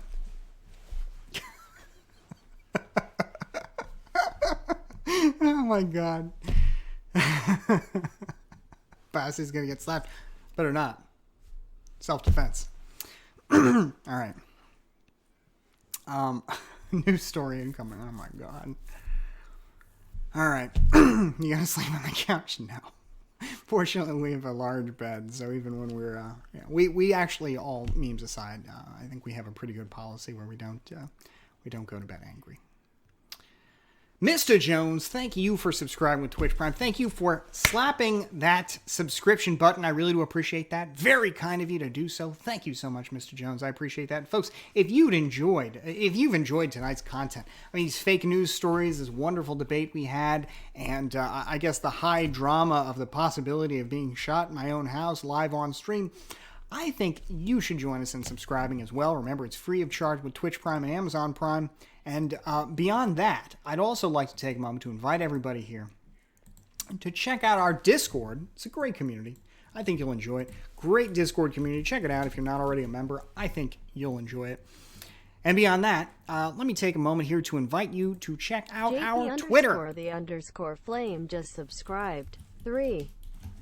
Thank you so much. Less than 3, a wonderful heart from JP the Flame. Thank you so much, my friend. Now for 3 months. I really appreciate that. Good to have you, my friend. A bright flame for sure. Bassett's Twitter right there. Check it out. I sure would appreciate that. Why would I add a BNN command when BNN is a ridiculous fake news tabloid full of hate speech about me and my personal life that has already started off in the most hateful, defamatory fashion imaginable? I'm never going to join BNN or be a part of it. Yeah, unless the ad revenue starts, looking good. Maybe it already is good. Maybe we can come to terms. Okay, big bad isn't so helpful. Let's see. Postnormal says, I disagree with the don't go to bed angry usual advice. I think it's often worth backing off and cooling down, even if that means the night spent pissed off at each other. Well, everybody's different. I can't say that that's the right approach for everybody, but for us, it's a good approach. But you're right. Maybe for some people, it's different. Ruckus says, I'm confused. So the people trolling Bassiett freely interact in chat here with him. Why are they not banned? Well, Ruckus, the only people that we generally ban are racists, Nazis, communists, people who are really, really kind of worse than worst. That said, anything is on the table now that my name has been so thoroughly dragged through the mud so vociferously in such a short period of time. All right, so we'll see. All right. Pepper did nothing wrong. Pepper did a lot wrong. All right, he did a lot of wrong things. Perry Perryson says this chat follows a 3 errors rule. Well, that's my rule anyway. No authoritarianism. And no racism. But again, the racism usually bleeds over. So consider Simra's suggestion. We were waiting at the table. What is Simra's suggestion here? Bad Hoss says Bassiett just buy BNN close. Gosh, maybe we could, if you guys have a price, maybe we could talk about that. It is, admittedly, it is kind of a fun prospect to imagine purchasing a news magazine that has been used, a news publication has been used to slander me, and then turning it around on my enemies. I don't know that I really have any enemies, but gosh, you never know when you're going to get some, and having a platform to really push back on them. Carrier 01 says, Bassiett, really unsure where you stand on slapping babies? No, I'm not a fan of corporal punishment. Moonlife 10 says, are you going to do an election night stream? Yes, we're going to be doing an election night stream with the Neoliberal Project. It's going to be a lot of fun. In fact, let me see if I can share a link here. Let's see here. Share a link here with some of our wonderful community here with what's going on here tonight. Okay, so neoliberal election stream. We're going to join in on part of this. We're going to do our own stream. We're going to have some fun too, but we're also going to check on some of this with their mod team, with Noah Smith, Bloomberg opinion writer, Scott Lincecum of the Cato Institute and Duke Law, real trade expert, behavioral economist Matt Darling, another great neoliberal fella, Shoshana Weissman, who we talked to recently, and Kimberly Klausing, author of a book that I've recommended many times on this channel, Open the Progressive Case for Free Trade, Immigration, and Global Capital. It's going to be a lot of fun. Now, I don't think it's going to be a panel where we're all there for the whole night, but, we're going to be in and out and checking it out. I think it'll be a whole lot of fun. So, looking forward to that. I don't know how early I'm going to start streaming yet, but that should be fun. I'm also hoping, although let me see if they've responded yet by email. Let's see. Okay, so they haven't responded yet. I had a talk set up with a congressional candidate for tomorrow night, but I guess we're still working it out. They have to vet me, I guess, and we're still working on that. Hopefully, though, tomorrow that's what we'll have, and I'll announce the name if it goes through. Okay. Let's see. If Alex Jones is on Rogan for election, I don't break the internet. True. Yeah. Bazzi, please explain what a neoliberal is so I don't have to Google. Basically, a neoliberal is somebody who wants capitalism with a welfare state, as opposed to a social democrat who's very different because they want a welfare state with capitalism. So that's it. In both of those, although I would say primarily neoliberalism, the freedom of the individual, the autonomy of the individual takes precedence. I guess the difference is in what you mean by the freedom and the autonomy of the individual. I view that as basically freedom from the state. But, I imagine somebody more to the left of me, more social democratic, would view freedom as something that the state bestows upon you, not just by staying away from you in certain spheres, but by, for example, giving you health care, or giving you some spending money, things like that. That they would view that as making you more free in a meaningful way. I would view that as something that may be necessary or justified by other means or by other arguments, but which, you can't, I don't think you could call a form of freedom, because it certainly comes at the expense of somebody else's freedom very directly. What do you consider your most Republican political opinion? That the United States is ultimately, in the world writ large, a force for good, and that we as Americans should actively act to maintain our status as the most powerful nation in the world with a giant military capable of taking on multiple different countries at once, and that the United States should maintain its military alliances, that it should never disengage from the world, that the troops are basically never coming home. Individual soldiers, of course, do, but the troops themselves were never, I don't want to close any military bases. I don't want any of that. Is that a Republican stance? Well, some people would argue that is a stance of just mainstream American politics of empire. I don't know, but I think traditionally that was a Republican stance. Now we have a new Republican Party that is, ostensibly anti-war, but which under President Trump has engaged in more drone strikes than even the Obama administration, and which has not, as far as I can see, really done anything to ratchet down its own participation in wars overseas. If anything, they've stepped them up. But we did abandon the Kurds in Syria under the Trump administration, so that was, big win. It was a tragedy. Prior to COVID-19, I would say it was probably the worst thing President Trump did. Okay, let's see. Just as imperialist as the Democrats. Yes, I guess if America being involved in the world is imperialism, then my position is that America should be involved in the world.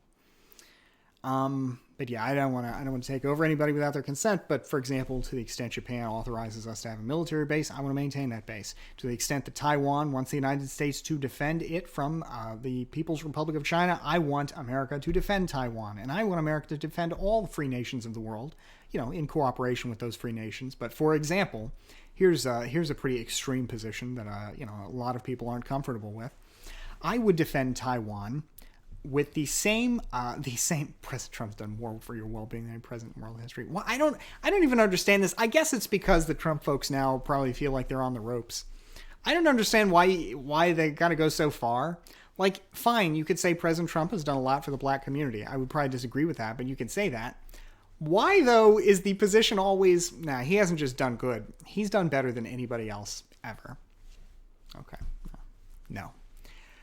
But yeah, the extreme position I would take is I would defend these countries with the same force and fervor that I would defend the United States with. So Taiwan as should be defended as fervently as Texas.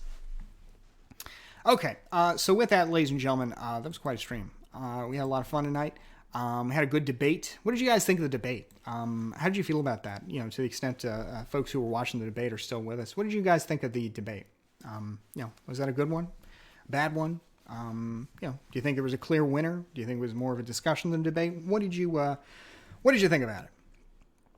Debating Destiny would be better. Well, it sounds like we have a subject to debate Destiny on with respect to mandatory voting, so that would be fun. High quality mass debate, right on. Best debate I've ever seen, or one of the best I've seen on Twitch, right on. Glad to hear that. Let's get some music back on. Need a working person's point of view for the Supreme Court debate? Oh, don't worry, Life, Liberty, and Property. It will be on YouTube soon. Destiny has a knack for making women cry on stream. Thoughts? If you're talking about that particular stream, I don't think that was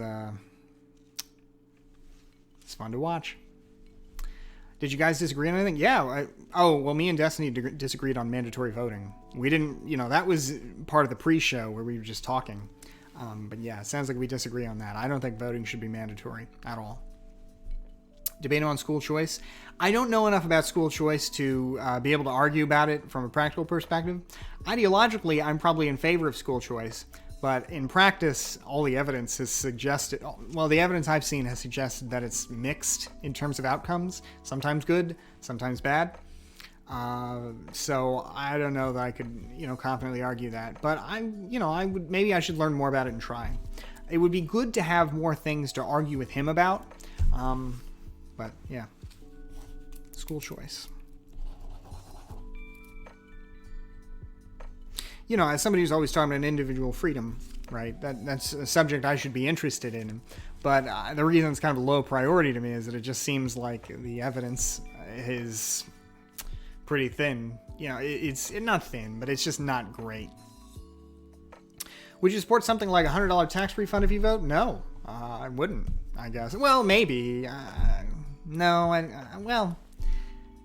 I guess refraining from collecting taxes is not the same as redistributing cash. But I don't really see the reason to incentivize voting. I think we should make it as easy as possible to vote, but I don't know that we should incentivize it one way or another with money. I'm not sure what the reason for that would be. Holy moly. I gotta say, as a person who creates content on the internet, part of me will be disappointed if Trump loses, because it is such easy content to just talk about. Well, this is what Trump did today. He's so dumb. He's an authoritarian scumbag. But I gotta say, if he loses, it's going to be a real delight to see his fans crushed. But that being said, I guess ultimately it'll be kind of funny if he wins too. Like, as somebody who, as somebody who would be disappointed if he won, I don't know. The outcry, one way or another, will be entertaining. But I really hope he loses. He's been such a disaster for the country. Will they be crushed though? Seems like things. I don't think so. I don't think people are going to get violent. I don't think anybody's going to really get violent. Maybe there'll be some scattershot stuff, but I don't think it's really going to happen. If Trump loses, America can endure. I don't know if it will if Trump wins. It'll be a lot harder, but I don't think it's like I don't think America is lost if he wins. We got the Supreme Court to block you now. Yeah, it won't be as easy as I suppose you think. The lives of a lot of people hinge on the result, indeed, which is why I hope he loses. Are you for ending the filibuster? I don't know how I feel about that. I'm open to it. If Biden loses, can we make the bastard stream a Biden hairy leg celebration? What would that even consist of? Me sharing my hairy legs on stream? If Dems win the Senate, then he'll just be impeached. No, they'd have to win 2/3 to impeach him. So, yeah, I guess, but they're not going to win 2/3. They might win, say, 55, or so, but I don't think they'll win 2/3. Eaglebeak says, have you seen the feature on some live stream sites that let fans pay a fee to ask the host a question? Yeah, I've thought about that. Maybe we'll do that sometimes, but, for now, the questions are a big part of it. So, I don't know if we have enough people really watching the show where we should be doing that. But, man, the viewership numbers tonight were crazy, huh? We started with, 100, then we went up to, 1,250, and then we went down to, 600, and then we're now at 200. Crazy stuff, man. You have to play the song all stream long and overnight after you go to bed. And hold on, what is this?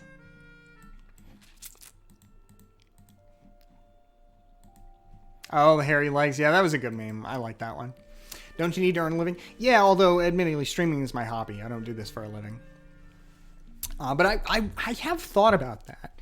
It's just hard because, I've been thinking about putting together a business plan for doing that. But the problem is, man, it's kind of tough to give up that guaranteed income to stream on Twitch.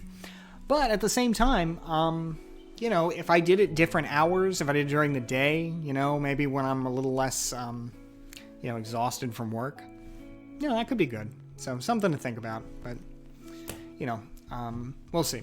Lately, work has been super busy too, so that's why I've been streaming less. Lots of Talk Radio fans wait long times to ask the host a question. That's true. That's a good point.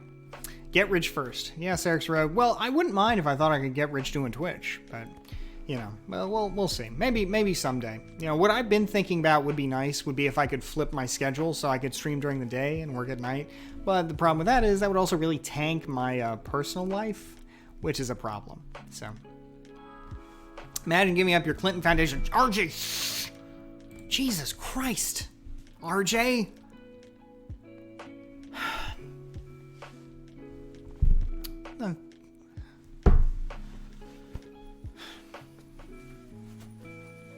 Jesus. Pinkwick says, I mean, Bassey is an oil lawyer. We'll need a big following to get closer. Well, I don't even think it would have to be the same amount, but I want to get pretty, you know, I want to have a decent living out of it, you know. But something to think about. Arthur George Soros checks big. Oh, what are you guys doing? Stop disclosing my funding, please. All right. Yes, post-normal, yes, but don't say that because it didn't happen. Okay. Did you vote? Yeah, I did. I did indeed vote. It was actually kind of funny. I voted and I posted a picture of my ballot, which is legal in Florida to do. And I got a bunch of Nick Fuentes Groiper types commenting on it. And some of them have stuck around. And now they comment on all my posts. It's very weird. They all do the 3 parentheticals thing where they're like, you're Jewish, aren't you? No, but not relevant. But anyway, we got these people. At some point, speaking of, we're going to be doing, you know, at some point, speaking of, you know, kind of a more right-leaning audience, at some point, we're going to be doing that kill stream, I think in a couple weeks, sometime after the election, so that should be fun.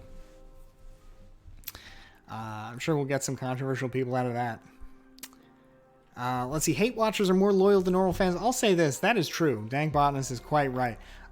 Guess who came into this stream to tell me that I hate America has been watching this stream longer than almost anybody, you know, longer than a lot of people in here. He was watching the stream when I was a little baby streamer too. So, yeah. Sounds cringe, TBH. Well, yeah, we'll see. Has an Army of Fun been back? No. Actually, it was interesting. I saw him in Destiny's chat while I was watching Destiny and Anna Frills.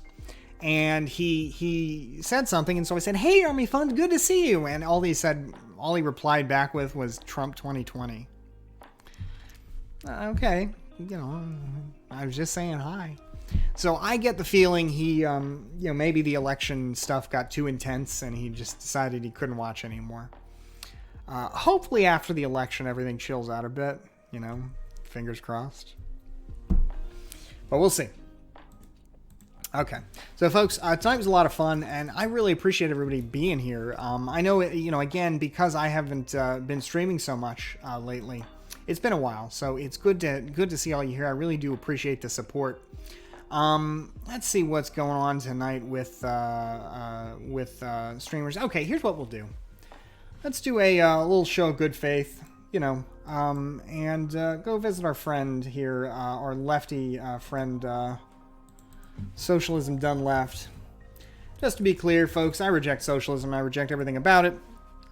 But, you know, he seemed like a nice fella, so let's go visit him. You know, why not? So again, please do check out our wonderful Twitter. Remember, it's important that we get that follower count going on Twitter because that helps us get more debates and more content, more viewers, more visitors on the channel. It makes the channel a better place.